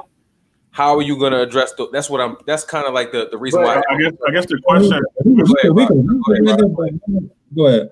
The question for you is, what do you mean by connect? Like, on what level do you mean connect? Because it's like more so to be able to explain to them the reasons why they shouldn't have the views that they have. Because the reason why I say this is because, like I say, and I asked them first because they're in predominantly black areas. Like, where they work at, it's predominantly black. Where we work at, you're going to see a mixture of a little bit of everything. You're going to come across these awkward situations. So it might be a time where you come across a person that you talk to that's of a different color, i.e. basically white people, that's going to ask those awkward questions. So what is it that you're going to explain to them as far as, you know what I mean, showing them the differences in how you're standing out as a race or whatever? How are you going to explain that to them? That's not our job. That ain't my job. I'm not saying it's our job. I'm definitely not saying it's our job, but I'm trying to see how you would articulate the conversation towards them. Yeah, listen, you can work with them. That's nothing wrong with working with them. Y'all can work, but you don't have to have that relationship. Don't ask me nothing about nothing. Because at that point, what you asking me? I mean, the answer is. But see, I have a different opinion though. Seriously though, but go ahead. I'm just trying to get. Look, the reason why I asked this question solely is just so I can open that avenue to where as though y'all know not to ask this question. It's not no. This is not no question that you could be asking to where as though. That's the reason. That's the main reason why I have it written down right here is just to show the point that you can ask these questions. All right, give us a scenario. So I guess this for me is in a different light. So I look at it at the end of the day is that ignorance is bliss. So I never operate on the assumption that they should know, yes, but black people don't know. They don't. Like I start talking about our history and somebody black as me give you a blank stare, and it's like, okay, do I blame this person or do I blame the fact that the way our country and education is set up? So for me, I'm a natural conversation. We can have a conversation, sure. Like when I've worked in black environments, and then I also had the privilege. I worked at the University of Tulsa. I'll never forget. This is when Trump was running. Me and the young lady, I won't mention her name. She was a Trump supporter, but she used to try to backdoor me. Well, I'm a Christian, you're a Christian. Don't we see that? No, we're not. And every day I kept right at it. Her son, me and him went to lunch. I kept right at it because I'm gonna be me. I'm never changing me. Now the question is, how much can you tolerate? I believe that I have a force within me that it can either change you or you run away. But I'm not going away. I'm gonna still say Black Lives Matter right around. You put me around 5,000 white people. That's fine. That's cool. That's not gonna change me. It's not gonna sway my opinion. It's not going. And see, I'm just comfortable in that. Like I'm comfortable in fighting for us in all spaces and places. So for me, it's like, we can go. I mean, come on, you want to go out? Sure. And I'm gonna tell you exactly how I feel. I'm gonna point it out to you at that point because I'm not offended. You're not hurt. It's not personal now. I ain't gonna say you gonna get over, invited to the cookout or stuff like that. But okay, if you want to have a conversation, sure, let's talk. But no, it ain't no cut cards. It ain't no, because at the end of the day, from me, they're either going to learn and grow with me, or they're gonna say I don't want to talk to them no more. That's generally how it's always worked with me. You coming from a standpoint of being informative to kind of let them know what's exactly, you know what I mean, what the take is for real. Because I guess I kind of like Roz said, you know what I mean. It's kind of the frame of the question to where as though you would ask, what is the connection point? Like, what are you trying to connect with? You know what I'm saying?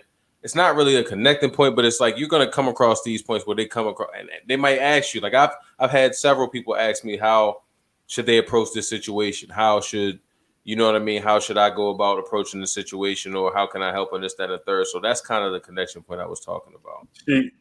See, for me, I work in an environment where it's at least, I want to say, 50 to 60 people. Other than 50 to 60 people, there's literally 5 of us that's black.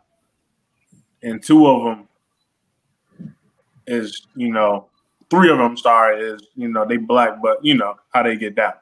Okay. But anyways, for myself, they going around, obviously you gotta, with this whole just because you're articulate doesn't make you white, man. I just want to throw that out there. No. Yeah, I ain't say that. So don't twist that. But what I'm saying is, we know. That's what I took from it. That's what I took from it. Just because you're articulate doesn't mean that you're Yes.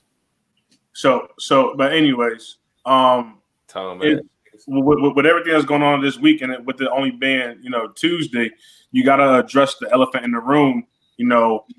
Doing your early morning meetings and everything like that, and the whole 9 yards. So, I get a call this morning, and we have a stand-up meeting every morning at 9 o'clock. So they kind of wanted to take this into a different route, and obviously kind of speak about what's kind of been going on tomorrow morning at 9 a.m. Me personally, I'm like, I don't really got nothing too much to say, So the whole thing about trying to connect with people, for me, it's like, why are we? And I'm just looking at the way that you asked the question. Is like, why should we be trying to connect? Period.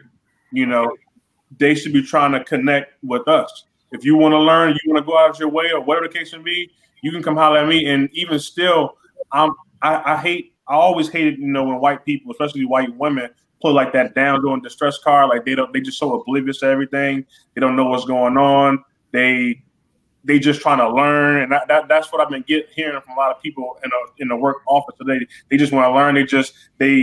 While the same white people that's posting these black pictures, is the caption is quiet and listening, or whatever the case may be. You know what I'm saying? But if it's 2020 right now, if you don't know at this point, it's about being right and wrong. You know what I'm saying? And it's a whole lot of wrong that people just want to be oblivious to. So I don't really got, me personally, I don't really got too much time to be trying to connect. You know what I'm saying? That's just me. Okay, no, that's a fair take. That the reason why, like I said, I posed that question is because, I mean, you might not be able to connect with us. Like it might be a point of non-connection. You can't get in the circle at this point. So that's the only reason why I posed that question. I appreciate y'all take on that, even though a couple of y'all carried me for real. You still my mans at the end of the day. No, I ain't carried. No, you carried me. No, you carried me. No. First of all, I had a direction as to where we was going, and you cut niggas off and all of that. But you carried me. Asking that, I just answered it the way I seen it. But Thurm made a good point, and it made me think about it. Honestly, that question is relative to the type of person you're talking to. You know what I mean? Like, you're gonna have some people like Thurm that'll be on the job and they're gonna drive that shit home to you every day, or whenever they see you, or whenever those talks come up. I'm the type at work, I make it clear that I don't want those discussions to be had. You know what I'm saying? Yeah, like, sure. I'm not even go there because I know how I am. Like, first off, I don't care about no job. I lose my job over some shit I believe in. So if I want to avoid me doing some shit, because I'm always like the calm, cool-mannered employee, you know what I'm saying? Because that's how I am. But I do know, like, if somebody flipped that switch or somebody pushed that wrong button, I'm just not even going to care what happens to me at that point or what I do to somebody at that point. And like these kind of talks with the wrong people that say the wrong thing, then, you know, that's liable to happen. So I think that's more. So I think the question is more relative to the person. I just know how I am. I say it off break. Let's keep these talks. Even if I hear people chirping about it, I dead it. Like, nah, this is probably not the place for that. You know what I'm saying? So, like I said, I think it's relative to the person. I'm not looking to connect with nobody on that level at work because that's when it's going to get sticky. You know what I'm saying? It's straight like that. Like I'm not even trying to sound tough or none of that. Like, I just know at work, them people I work with, if one of them say the wrong thing, I'm slapping the shit out one of them. It ain't even no questions about it, and I'm getting walked out of there in cuffs. And it is what it is. I deal with the consequences. But let's just not have those talks at work with people that ain't gonna see it the way I see it. I surround myself with people that see shit the way I see it for a reason, because I don't want to have that conflict in my life. I don't need that. It's hard enough just seeing it on social media or on the news and see how it gets spun. It's hard enough there when you're watching people you can't physically touch or reach, but you want me to go to work and deal with these people too and hear from these people too. I'd rather just look at y'all in the light of y'all cool people. I don't really want to know what be going on in your household and how you think. You know what I'm saying? Because that's gonna fuck it up. Or that's gonna fuck up my experience, my work experience. It's probably gonna make me lose my job. So yeah, that's the kind of the reason that I spoke on it, man. And I talked to JB and I talked to B first, because they're not really gonna have those encounters where we live at and what we got going on. We're gonna see some of them white folks and what we got going on. You know what I'm saying? Not me per se, but y'all. But so. But can I just comment really quickly on Marcus though? I do agree personally that it's all on who you are as a person. Like, one of my greatest gifts is my interpersonal skills and in communication. So I do agree that ain't you. And now I am of the belief that we gotta have people who are loyal, but who can be very clear in it. Because at the end of the day, I am, always against. I'm off for that one person. So I might talk to 10 people, but if I can flip two, that's two people who I to change, and that's how I look at it. And it is very optimistic, and but that's just kind of who I am and how I view things personally. What exactly, if you don't mind me asking, what exactly are you flipping them to, if you don't mind me asking? Like, what you mean by flipping two people? Oh, so somebody said earlier this. I don't assume that most people know. I actually assume that most Black people don't really understand. We know we're angry or frustrated, but they don't really understand the root and the necessity of Blackness. So if I go on that, when we talk about people from other ethnicities, specifically white people, it's like, yo, you doing this just because you seen somebody tell you do this, and what you're doing is wrong. And I'm explaining, break down to you wrong. Now we can keep having this conversation. Like I said, if you're willing to quote unquote learn, like you say, you can grow.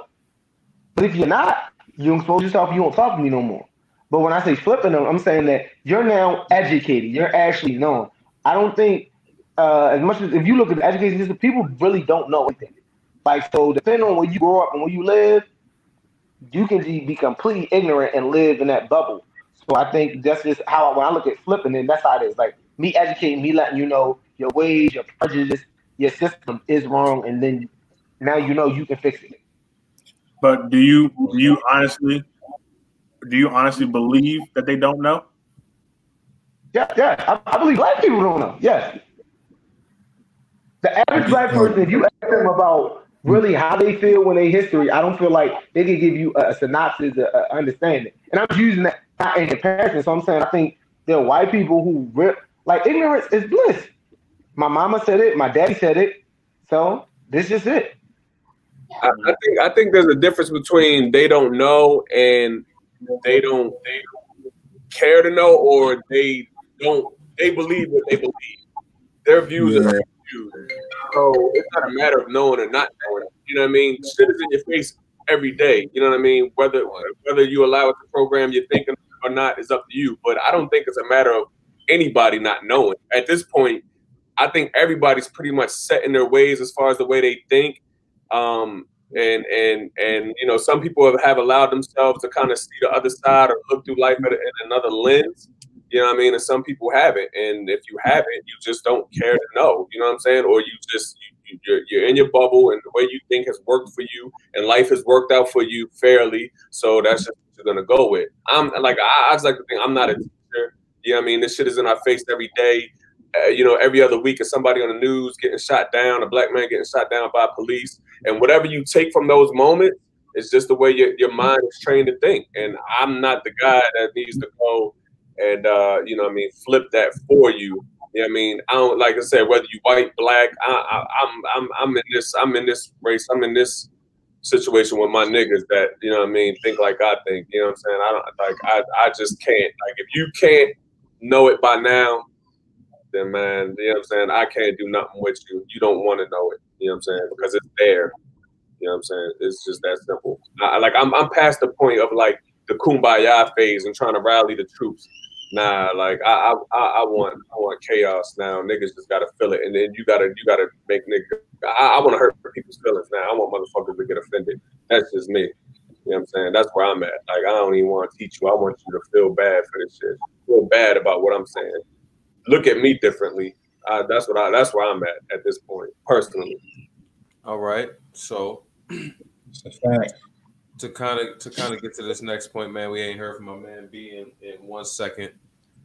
So I kind of wanted to end this thing, man, and this is what the chat was kind of talking about, or was kind of centered around, and what it was derived from, and kind of your thoughts on the current George Floyd situation and the aftermath and everything we've been dealing with. And this is what we're going to kind of close with. Before I get everybody's closing point, I want to get your thoughts on this in totality. So go ahead and do your thing real quick. With that situation, it was like I try not to look at that stuff, right? Like, it happens a lot. And now that we in the era where everybody got their cell phone, there's a camera on every corner of the street. So you're gonna have different views of real life situations. And I didn't want to click on it, but I so happened to click on it, and honestly, it was one of the worst things I've seen. Now, I'm a person that, like, I've looked and studied things that done happen to people back in the day, our ancestors, all that. But to see that man, you know, he just breathing and gasping for air, and the cop just sitting on his neck, like, "What's up?" You know what I mean? With that little racist look that we all seen from white folks, white men, like, I'm dominating you. You know what I mean? And it ain't fair because it's like 4 people on him. Because you know, if it been him and the dude that was on his neck one-on-one, that wouldn't be the issue. You know what I mean? Because they're scared of us. So that situation just reinforced and showed me that I know that those folks are scared. Honestly, that's where the hatred comes from. If you keep a person down for so long, you are always scared of the karma or the return that comes back to you. And we're dealing every time with that, them being scared of the return. And like, I have no problem with people jacking everything up, burn it down, do whatever you have to do. You know what I mean? Me personally, I want them to burn down in all affluent neighborhoods. I want them to, whatever the richest neighborhood is, go down there and handle your business. Let them know, because they're not waking up. You know what I mean? And then another point with that, with the situation, like me, we talk all the time about guns and all that stuff, but I'm not a big gun fan. We know this, but I would want everybody. We don't know this. I know this. Well, you know, I would personally want every family to buy an AR-15. Because if every black family buys an AR-15, I guarantee you they have a ban on guns. They wouldn't even allow white people to have guns if we got all guns, because they're scared. Like, at the end of the day, they're scared. They've always been scared, and that just reinforced the issue. It really did. So to me, it's, of course, it's something that we always see, and something in our lives being black men that can happen to us. But to see it and watch it is terrible. You know what I mean? So that's what I thought about it. And another thing, with those situations, every time it's in our face and it's blunt in our face, I tell people, like, get away from it. Like, we are here and it's on our phone and it's just in us. We're black. Everybody's going to talk about it. This is what's hot. But you can get away from it. You can put your phone down. You can watch a movie, a cartoon, play a game. Like, you can get away from that stuff because your mental, that's all you have. And once that's gone, and once, you know, you're fed up and can't make sound decisions, that's it. And watching somebody that looks like you die, that just doesn't help the mental, regardless. You know what I mean? So take care of your mentals too. That's how I feel about it. Okay. Anybody else wanted to chime in next? Oh, I mean, I chime in real quick. I mean, my thoughts about the situation. I haven't watched the video. I don't plan on watching the video. Because I like Trey was on here earlier. He said, like, you know, he feel like it's normal now, or he feel normalized. I don't want to get to that point where it's normal, where I see black men die on camera. I don't want to feel like, oh, another black man dead. So what can you do? So I haven't watched the video because one of the videos that stick out to me the most, you know, I see you personally about it all the time, is the Eric Gardner. That I think about Eric Gardner all the time. Like, he was my uncle or something. I don't know. It was just hard to watch. So I figured this is probably the same thing. Not the L. It's just a knee on the neck. So I'm not watching it. But you know, the situation is you know, a terrible situation. I'm still, as you can see in my background, I still got a model. I got a shirt with a model. I'm still worried about him. Then they come a couple weeks later, you know, they kill another one. So it's just like it's never ending, man. The situation is terrible. I'm with all the looting, all the burning down, burn everything down. I don't care where you at. You know, insurance gonna cover that because it's a black-owned business. I don't care, man. Burn everything down. You know, they were in Lenox Mall. They tore that up. They went to Phipps Plaza, tore that up. So yeah, dude, man, tear it all down. I hope they tear it down for the next 2 weeks too, man, until we get some change, man. Because I think this is what change is. Like, you know, when people go out and take action, that's when change comes. Not when you sit at home and you praying on it. Like, you just want to pray about it. Oh, let's just pray about the situation. You'll never get heard. When you go out and take action, that's when you're heard, and that's when change comes, whatever the change may be. So, you know, that's you off. This one, I wanted to ask you this real quick before you finish your statement. For real, I'm gonna move on to Rod next. I'm gonna get the Therm, then I'm gonna close with Mark. all right. So I wanted to make this clear, man, as far as people talking about the loot and everything, and you spoke on it just now, and I know you're going to elaborate on it. It's going to be a point that I want you to kind of talk about. Can you please explain that the looting and the rioting is all a part of sending the message instead of being a deterrent, instead of being a something that's you know what I mean, something that they're talking about instead of the message? Can you please explain that that's part of the message? And even in a part of history, because and like I said, I want to cut you off. I want you to explain it, but like looking at it from this perspective, like looking in American history, when we had the Boston Tea Parties, when we had several rebellions within white culture, all of these same things happened. All of these uprisings happened. Even if you look at it in a modern sense, when you look at these sports games and all of that kind of stuff, and I know it's a complete different subject, but you look at these people and they go out to these campuses in the University of Maryland, and we know that firsthand from seeing it. They destroy these campuses, flipping cars, setting them on fire. You feel what I'm saying? So these things happen. You know what I mean? So as far as history is concerned, can you explain how that's a part of the process and getting the message across? Can you talk about that?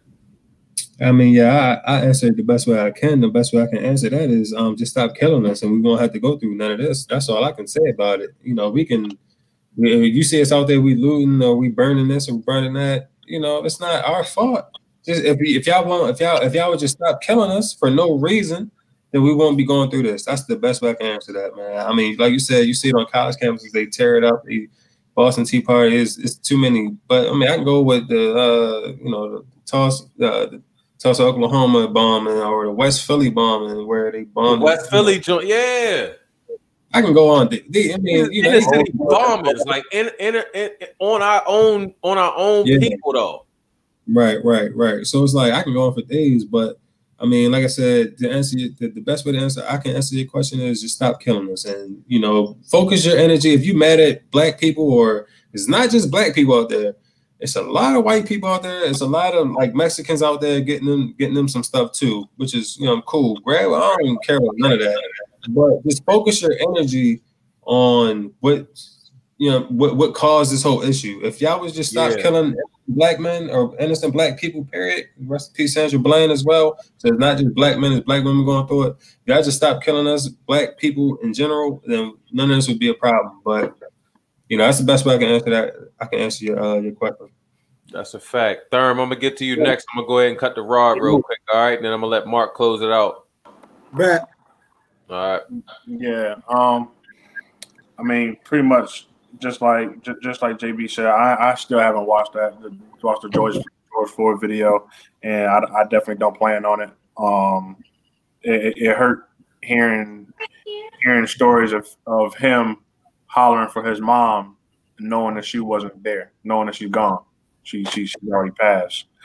I can't bear to watch that. I don't know if it's just something just deeper in me now, just because I have my own son. You know what I'm saying? I just can't see no stuff like that. You know what I'm saying?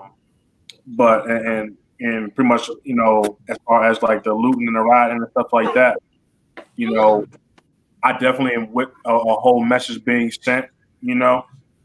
I just felt like we've been doing that for so long that maybe that ain't the right message to be sending. Maybe it's a deeper message that we need to send. They not gonna respect. It's almost like they don't care about it because they know, like they said, they're insured. They know that that it's covered. They get the money back, whatever it can be. They ain't really too worried about it. Well, what's gonna happen when that police station gets set on fire? But this is my thing about that, though. This is my thing, right? Yeah. Please touch on that. Half the time, we mess around and won't even get the coverage till we set your shit on fire. Right. We might have to go. We can march outside. We can march outside your joint all day. We'll get a couple of news clippings. Yeah. But if I set your joint on fire, then everybody in the world gonna want to know why your precinct is on fire. And when they ask, they're gonna say, you know why? Because a black man got killed in traffic for no reason. So that right there is bringing more light than just protesting and being outside and being peaceful and just hollering at you about it. You feel me? But go ahead, get back. My thing is, it's like we at war. You know what I'm saying? Right. It's literally a war out there. So it's like it's almost. I'm just at that point where it's like I want somebody to get equal, to get even. You know what I'm saying? I mean, I feel like that's kind of the only way that's going to get their attention fully, and that still might not even work. You know what I'm saying? But you damn right, y'all need a 300 army out there in front of that dude, the cop killer house. You know what I'm saying, to protect him because he should have got. Family should have got. I don't know what other message that is going to work other than a life being taken or something that really matters to them. Till that gets harmed. I just don't know. So okay. So to speak to that point, because I know what you're saying without saying it, and I don't want you to say it. So if we going that far and we doing that, you mean to tell me burning some buildings up and all of that ain't gonna be cool for the message? No, I'm saying burning the right buildings. Man, damn, I'll burn all of it. Burn all of it. But you lost on the island. You need some help. You gonna give a damn about what you burning? You want somebody to see what you want somebody to see? I mean, we don't care what we burn. I'm talking about what do they care about? What do they value? Man, that's what they want to value. We need to be seen. That's what I be trying. And this is one of my points too that I wanted to make. And I ain't want to cut you off, but this is one of the strong points that I felt on. Mm-hmm. One thing that America don't like to be is embarrassed. They don't like to be on the front doorstep of everybody else stuff to be talked about. So we doing all that. They gonna want to know what's going on. Like, that's public news. That's everybody's gonna be talking about that. That's embarrassing. And you tap in their pockets too. Yeah.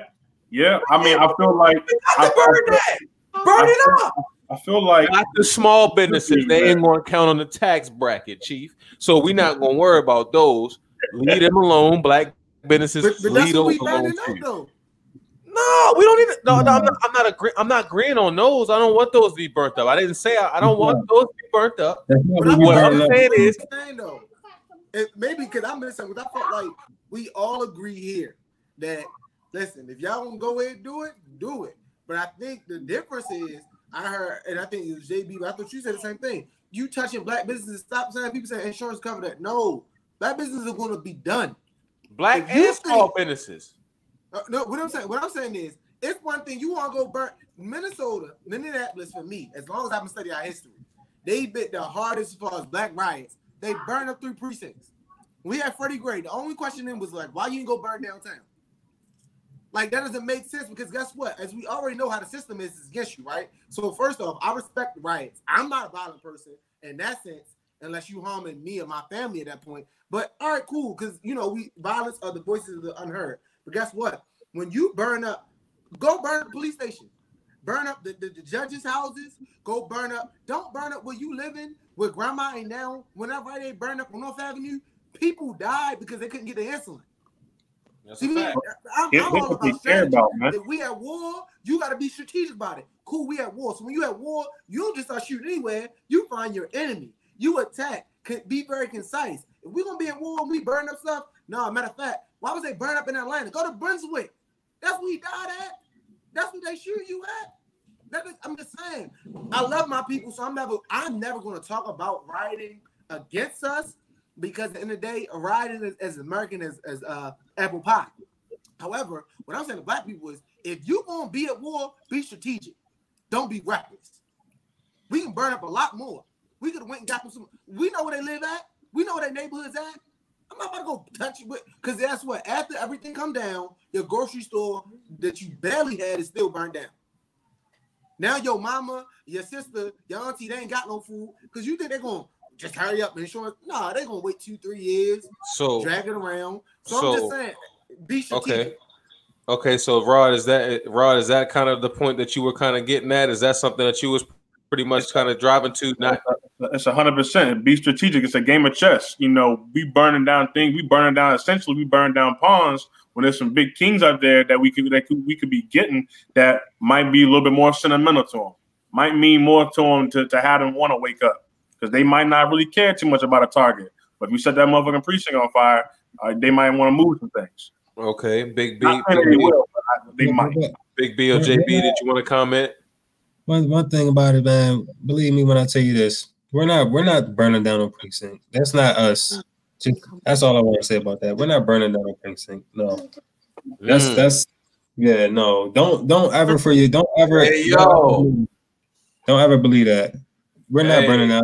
You think they're gonna let us burn down us? I'm not saying us as like us as black people. I'm just us. Period. We're not burning down no precinct, man. Like, stop it. So I agree with you, but then my question is, even if we aren't, why are we not? If you go and burn something, why not that then? Oh, I'm with you. I'm with you 100%. Burn that down. But it's not us that's burning. The ones that you see that's getting burnt down, that's not us.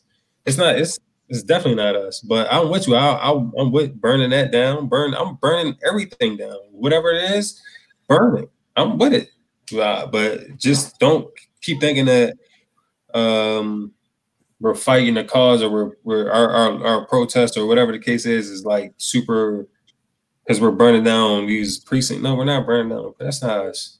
It's just not us. You think these white people who would kill you, who did kill you for looking at them, walking on the same side of the street, they used to lynch you for whatever reason. I mean, it's every reason for these white people to kill you, up until modern day for no reason. But you think they will let you get close to a precinct to burn it down? It's not happening. That's just not. No, don't ever believe that. No, that's not what it is. Are you talking about when you say my fault? Go ahead. When you say more about like don't believe it, are you speaking on like I guess like the reports that are out there and stuff like that? Is that what you mean? I mean, honestly, my reports. I mean, I can't really. I don't know what's going on out there. Honestly, I don't have cable. But as far as like, I'm just going off what people saying. I'm just keeping a whole buck with you. I don't have cable, but I'm telling you like this. From what I know, from what people are saying, like, people think the precinct is on fire in Minnesota or whatever. That's not. It has nothing to do with us. All those fires.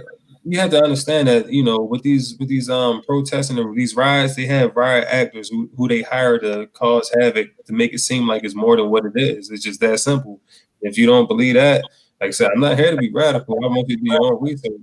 So, they had these people that's hired to do these things. You see these cops that's out here planting these bricks out here for you to pick up and throw at these places of business. So, no, I say all that to say, we're not burning no precinct down. We might burn down the CVS. We're not doing it, but I mean, we should.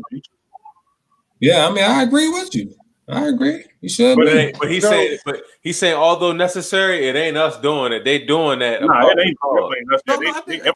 I think we all agree on that. I mean, and I wanted to touch on the George Floyd situation. Personally, for me, I mean, just for my father, I've been studying our history probably as long as I can remember. Like back history, month, it was my life.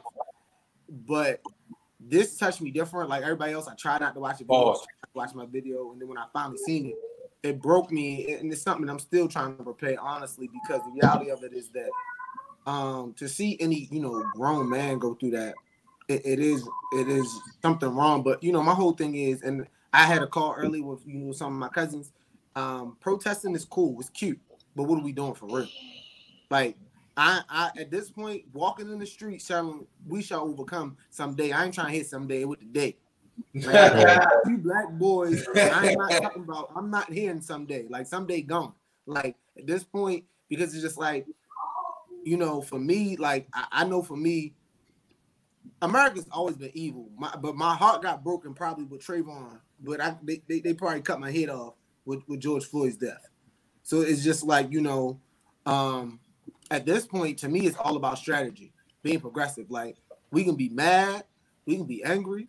We can be grieved. We can be whatever word you want to use, but we better figure it out.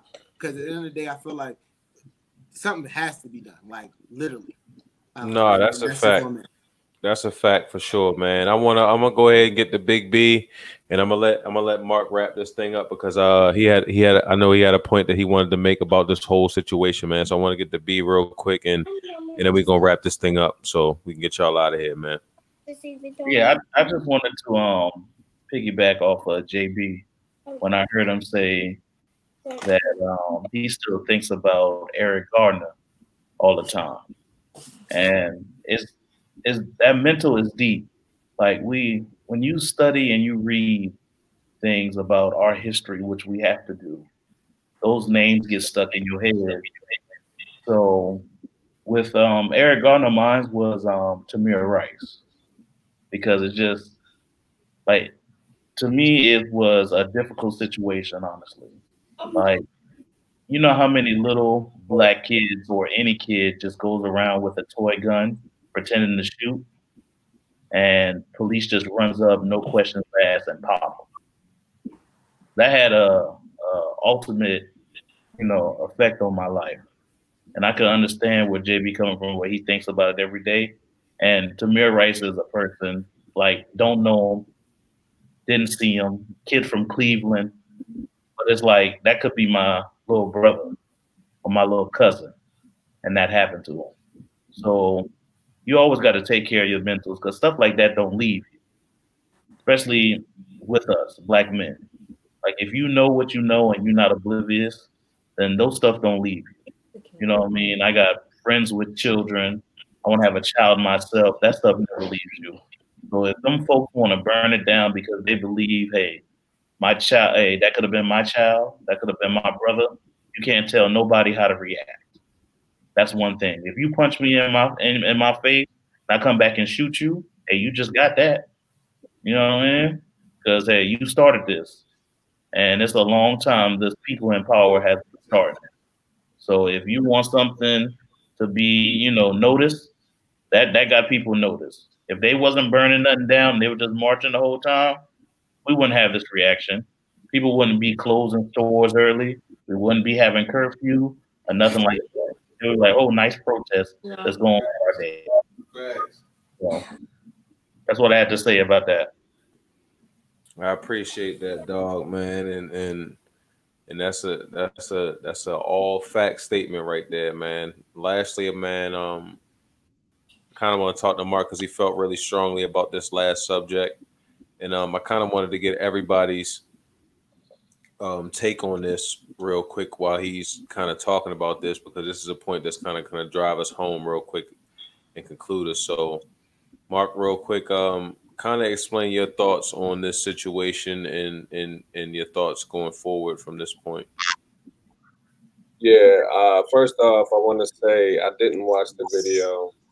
I didn't watch the police brutality videos. I haven't watched one probably in 6-7 years for real. I don't even watch like the regular ones when it's just the police beating up on people. I just don't watch them. Like I just don't got no desire to. I just get in like because I mean you could see one and you know what's about to happen. So I like that's enough to enrage me right there. So I didn't watch it. But as far as the aftermath, I agree with what everybody was saying with the protests, whatever, and the riots, whatever. Do what you gotta do, man. Like we passed the point of caring about shit that could be rebuilt and things that could be replaced. When we got lives out here being taken for no reason, and there ain't no coming back from that. You know what I mean? The economy gonna recover. These cities are gonna recover. There's gonna be cleanup efforts. Everybody's gonna be all right. So as far as the protests and all that go, man, let it happen. I honestly couldn't care less. I have a friend. A really close friend. She's a business owner, brick and mortar. You know what I mean? Like she has a storefront, and she said it herself. She said, "Whatever happens, you know what I mean? Because of this, you know what I mean? With the looting and the rioting, it happens. You know what I'm saying? Like her priorities are with, you know what I mean? Black men and the root of this problem. Black men and women being killed by police. You know what I mean? With the root of this problem, you take care of the root of this problem. You know what I mean? You don't have to deal with the reaction. So. I couldn't care less about anybody's business. You know what I mean? Getting tore up. You know what I'm saying? And if that's where your priorities and your thoughts and your concern lies, then you're a part of the problem. You know what I mean? And with a lot of people, especially outside of our race, that's where the priority lies, and that's that subconscious racism I talk about. It's like they just can't help it. They just can't help to see themselves care about what I mean. Our situations, our issues. As far as where we need to go or what needs to be done, I've been feeling this way for a while. Before viral videos, I mean, I feel like police departments across the country just need to be disbanded and abolished. I think we need to find a new way of policing altogether. There's no such thing as police reform. That's not going to happen.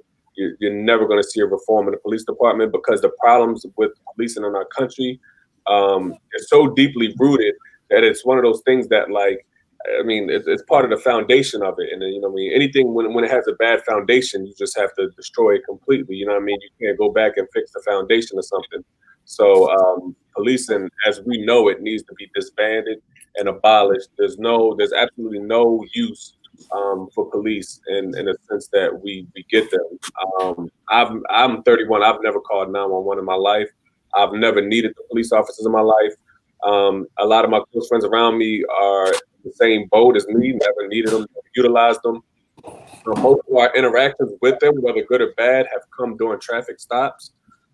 Traffic stops do not fall under protected and serving because nothing about that protects me or serves me.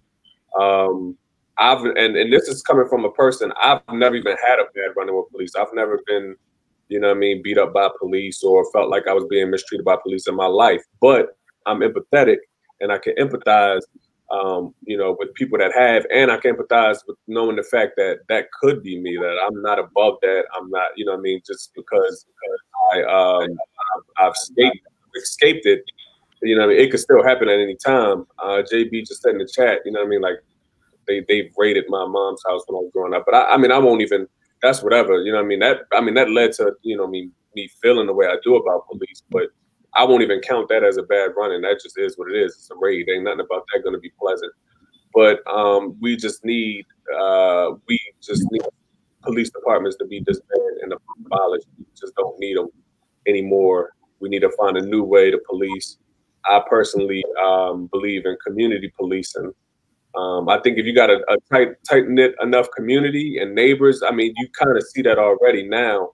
And we definitely seen that growing up, you know what I mean? Like in the neighborhoods we grew up in where, everybody in your block been living there for 20 years and all your friends live there, your friend's whole family. And that way, issues, they become eternal and you deal with them yourself. You know what I'm saying? Police, they're just agitators, you know what I mean? Instigators. And they don't do their job effectively. And I'm speaking for every single police department in this country. I don't believe in a good cop. There's no such thing as a good cop. So I don't personally give a fuck about your homeboy that's a state trooper. He's a part of that fraternity. And you know what I mean? That's just what it is. You know what I'm saying? If he's a part of that fraternity, he's not inciting change because truthfully, he probably can't. He's just a small fish in the pond. They just need to go. I don't like them. I don't care for them. I have no respect for them. They're a bunch of they just power trip. They're power trippers. And if I can have it my way, I would just disband and abolish them all. You can start by defunding them. Stop funding these police departments. They're not for us. They're not for a lot of people. It's not just black people. If our white contemporaries could wake up and see that too, that they're not for them either. They're for themselves. Then I think now hold on. Now, hold on now. Because I don't want you to go too far. I feel like because I got the hunch we need to have that as a separate entity. I think me and you might have to have that. Yeah. I think me and you might have to have that conversation for real. But I'm so glad that you introduced even that whole concept and put it out there in the forefront, because you have a lot of grounds on what you're saying, man. Like as far as community policing, and the main thing that I wanted to ask you before I moved on to Thurm, because he's a little bit closer to this situation too, and then I'm gonna move to Rod.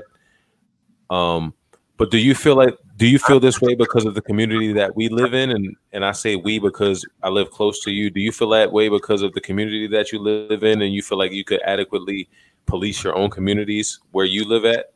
Yeah, absolutely. The police aren't improving our community. That's their job. That's their purpose, but they're not doing that. So, what other? It can't get any worse. They're not doing their jobs effectively. For as over policed that our communities are, they should be in a lot better shape from a standpoint. They're not doing their job. So, you know what I'm saying? It's not a matter of do I believe that? Yeah.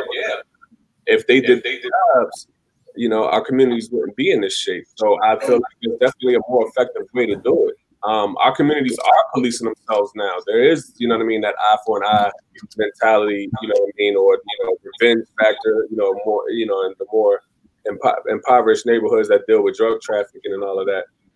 That's kind of like a staple in the black community. Yeah, you see that, So they're not doing their job anywhere. They're issuing speeding tickets. It's not protecting the servant. and they're whooping our ass and they're killing us. They're not doing their job effectively. None of them. Zero. Okay, It's not a cop that's doing his job effectively. You ain't showing me him. And don't try. I hate him. Okay, and I fully understand that at this point. So to kind of close out at this point, man, I know we could have expounded on a lot of different points, but we're gonna get up out of here because we've been here for too long. Good topic. So, I appreciate everybody for coming through, man. Everybody gave great perspective on what we were talking about tonight, all the topics. I feel like we touched on a lot of topics that was very appropriate for what's going on right now. So I want to go around the board right now and start with JB and kind of get you guys closing topic. After you get your closing topic off, you're welcome to leave and get up out of here, but make sure that people know what you got on your mind, man, and let them know. Okay. Real quick. Well, I mean, how I want to close it off is, just stay true to yourself. If y'all dealing with certain situations at the workplace or wherever y'all at, dealing with different white people asking certain questions, man, be honest, man. Stay true to yourself. Answer honestly. Don't sugarcoat it for them because it might make them feel uncomfortable or make you uncomfortable in the workplace. And just always be yourself, man. I really had a great time tonight with this discussion. We need to have these more because we have them all the time in my group chat. But we need to have these more verbally because you can kind of take things away from different people differently than reading the text. It's just a little better when it's all verbal. Yeah, I mean that's pretty much it, man. Promote HBCUs. I graduated from the illustrious Clark Atlanta University with a psychology degree, man. Just want to get CAU out there. Just wanted to promote that real quick. I had a lunch card over there. Shout out to them. Yeah, so my man was out here for a couple months. He seen how the CAU life is. But yeah, man, and chicken wings and everything. You know what time it was. Yeah, facts. And just continue to spread the word, man. Like I said, don't be apologetic for who you are, man. Just what I'm saying, be yourself, man. That's all I really can say to wrap this whole thing up, man. Don't sugarcoat nothing, man. Be yourself. And that's that, man. Just support your people. Try to buy black as much as possible. Cop them gift-free t-shirts. I got one myself. I'm going to cop a few more. Them yabbies. Throw them yabbies on. You heard them. Yeah, so just all that good stuff, man. Hopefully, next time we had another. Hopefully, we had these more often, man. Seriously, these should be once a week. You know what I'm saying? Like just like the regular show. So, definitely should, bro. Definitely should. Ask every time. But go ahead.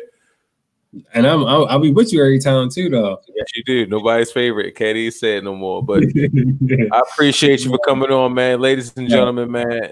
This my man JB. I appreciate you coming on, man, live from the A, man, and definitely gonna be back again. Say what? Facts. We're going back. I said stay black, man. Stay black. Oh, all right. Well, yeah, we good then. All right, man. I'm gonna holler at you, big dog, because I know you ain't like that. That wasn't smooth enough. You know what I'm saying? That's gonna impact your future. That's gonna impact your future features. Yeah. I appreciate you coming on, dog. All right, bro. Next, we got my man Rod. Man, give you a closing statement real quick. Definitely, what I'm saying, shout out to Get This Free. You know what I mean? Shout out to, I talk to everybody, outside of Therm. I talk to everybody literally on a daily basis. So I know pretty much where you guys stand on a lot of these situations. But definitely shout out to Therm for coming in and talking some good talk too, and getting your intellect and your whole perspective on things and stuff like that. I can definitely tell, you well-rounded and educated, and shout out to you for just, being in the educational field as well. We need more people like you, out there, helping us and our people. But I guess my only closing statement is, until things, kind of shape up or get a little bit better, I kind of want to get away from the word minority. I don't feel like we minorities. We got minorities and then we got black people. I feel like minority is is a passage to give people of, you know, Hispanics and Asians and, you know, whatever the case may be, the lesser represented, a way to feel equal like we do. But when they walk out their door, they don't go through the same things that we go through. They don't have the same fears that we have, and it's easier for them to blend in with white America than it is for us. So until they can, you know, or until things just shape up overall, we not minorities, we black people. We let them be the minorities. That's just the way I feel. But that's all I want to say. Okay. Be a Mark. You wanted to go next? I'm gonna close with Therm. So which one of y'all wanted to go next? I'll go. This setup is real nice. Like this is something that's good, you know. And I know it's a sports-based show, but every now and again you got to have something like this. Okay. That happens. I'm big on mentals. Already done said that. Take care of your mentals, like the G's in the hood say. Mm-hmm. That's the most important thing. You know what I mean? Because there's a lot of stuff hitting us all the time. You got enough if you got a family at home, they do enough for you. And then seeing that it could be even worse what's going on. But this was definitely therapeutic, and I'm all for that. You know what I mean? Getting that verbal out and seeing people different perspective when it comes to this situation. Because at the end of the day, you know, we're all black men in America, and we all go through those struggles. But, you know, we all see it differently, regardless if it's the same struggle, regardless if, you know what I mean, it's a common ground. We all see it differently because we're different people. So I just got to say, take care of your mentals, man. And I love the show. Gift is free. Hey, I need my gifted shirt, though. Yeah, you know that's coming, man. Custom made, cuz. You know that's coming custom made. I don't get that joint, dog. I got you, man. It's coming custom made, bro. Trust me, man. Hold on. I appreciate you coming on, man. I gotta tell you that I'm in tears right now because it's something totally separate. But I really appreciate you coming on tonight. Man. No problem, man. No problem, man. This is a good thing, man. We need more people seeing this because it's therapeutic. It's something that other black folks need to see besides our circle.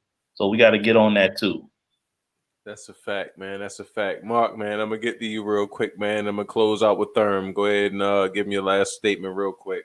Yeah, like everybody else said, man, I appreciated this whole little discussion, this whole little setup. This was legit.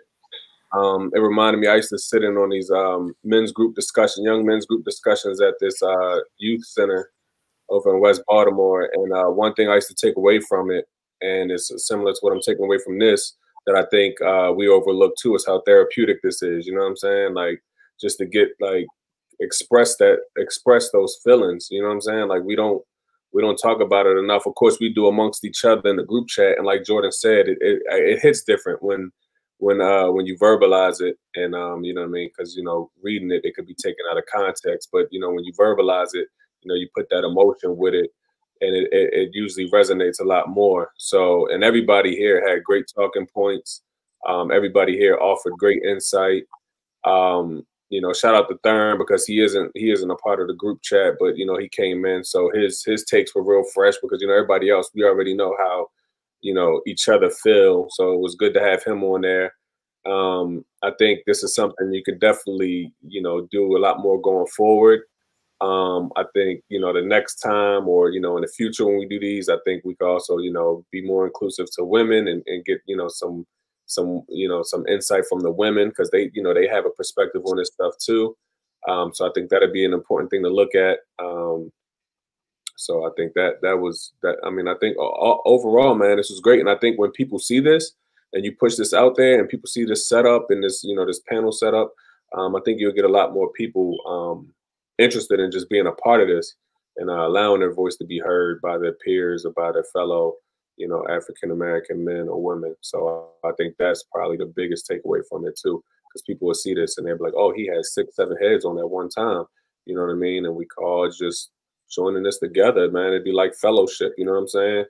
and where we could just discuss these things that sit on our mind, you know what I mean, and be heard, you know, and where people could see where we really stand, you know what I mean, because we don't do this a lot, and even on our social medias, like we don't. I mean, I do, but you know, a lot of us don't, you know what I mean. So this is our chance to really, like I said, show where we stand and where our heads are at. So shout out to you for this. This was tough. And I'm gonna just finish off by saying disband and abolish police departments, man. You know what I'm saying? That's my support right now. That's more right now, and that's where my fight is and where my fight is going to be going forward. That's it, man. Much love. It's free. Cop them tees because it's a T-shirt, man. It's $17. You spent $17. A lot worse than that, plenty of times. So, man, he trying to get his thing off the ground, man. Just support. You know what I mean? It's not hard. It costs a few dollars to support. You know what I'm saying? Just help the man out. That's a fact, man. That's a fact, man. I appreciate you coming on tonight, man. Thurm, close us out. All right, man. First, to my man, Queen Dion Queen, appreciate you bringing me on. This was amazing. Like, this was therapeutic. It was needed, man. I think I need to get added to this group chat. I feel like this chat popping off. You don't want no parts of this, brother. Maybe that's them niggas is animals. Don't come over there. It's ridiculous, man. Ridiculous. But, like it was beautiful. It was a wonderful thing. And we should do this more. This is needed. You know, I did go to the protest. I'm moving. One thing I say, too, this is good because it's all black men who actually care. Sometimes I get frustrated because I'm like, yo, all right, I love basketball. I love a lot of other things, but yo, I need our men to care about us. Because at the end of the day, every group of people, when you want to look at their leadership, it was the men. Like, and I just love that we got men that you know really care. So I mean, I'm gonna leave with this. James Baldwin. This is my favorite quote. It kind of describes everything. He says to be Negro in the country and to be relatively conscious is to be in a raise almost all the time. Man. Big B. Tell him, hey, Big B. Tell him, Big B. I just sent that quote out this morning, man. Yeah. Tell him what he sent out this morning, Big B. So I mean, everybody feels it, you know? Everybody feels it, man. But definitely, everybody, keep your head up, keep grinding, keep being the best you can be in our community for your family, and like B said, keep your mental on. You feel me? Because as long as your head is straight, your heart will follow, and your footsteps will follow after that, man. Appreciate it. One love to everybody. Alrighty, man. I appreciate every last one of y'all that came on tonight, man. And we got some good talk from everybody that came on. And like I said, man, I really appreciate y'all for taking time out, 2.5 hours of your time specifically, for this show tonight, man. And no, I will not be paying you in any residuals for it. You gave everybody a free game, and I appreciate you for that. After the first meal, I want that check. Oh yeah, once we get millions, everything is good. You feel me? But yeah, this was some good talk outside of the money and everything and all that bullshit aside, man. This was a good conversation, man. Needed to be had, man. And like I said, I really appreciate y'all for coming on tonight, man, and giving your piece, man. Already. My G. I'm gonna holler at y'all, Rod. Send some of that salmon up the road, cuz. I'm gonna holler at y'all, man. All right. Yeah, ladies and gentlemen, I really appreciate everybody that was able to join the chat tonight, to hear some great perspectives from some really bright men, man, and some strong men that I really respect, man, as far as this topic that we were talking about tonight. And I hope you was able to gain some perspective and have a little bit of insight to take home to your situation. You know what I'm saying? All in all, man, I just want you guys to be able to go forward, knowing what we're dealing with as black men, and knowing the direction that we're taking, and knowing how to approach certain situations, and how to navigate around and towards us. You know what I'm saying? Because I know a lot of people have questions. So that I hope that was able to give you a little bit of insight to what we're doing, man. And like I said, I really appreciate everybody that was able to join, and hear a little bit, just hear a piece here and there, and just, you know what I'm saying, take that back to whatever you had going on. So again, man, I'll see you guys soon, and I appreciate all you guys for tuning in to The Gift is Free. I'm your host, Dion Queen, man. It's all about what you're going to do to separate yourself out here, man. And you gotta stand for the right thing. So separate yourself that way in these times. That's how you separate yourself right now. Stand for the right thing. Stand for Black rights, and understand that Black lives matter amongst this country that we built. It's that simple. I'm gonna holler at y'all.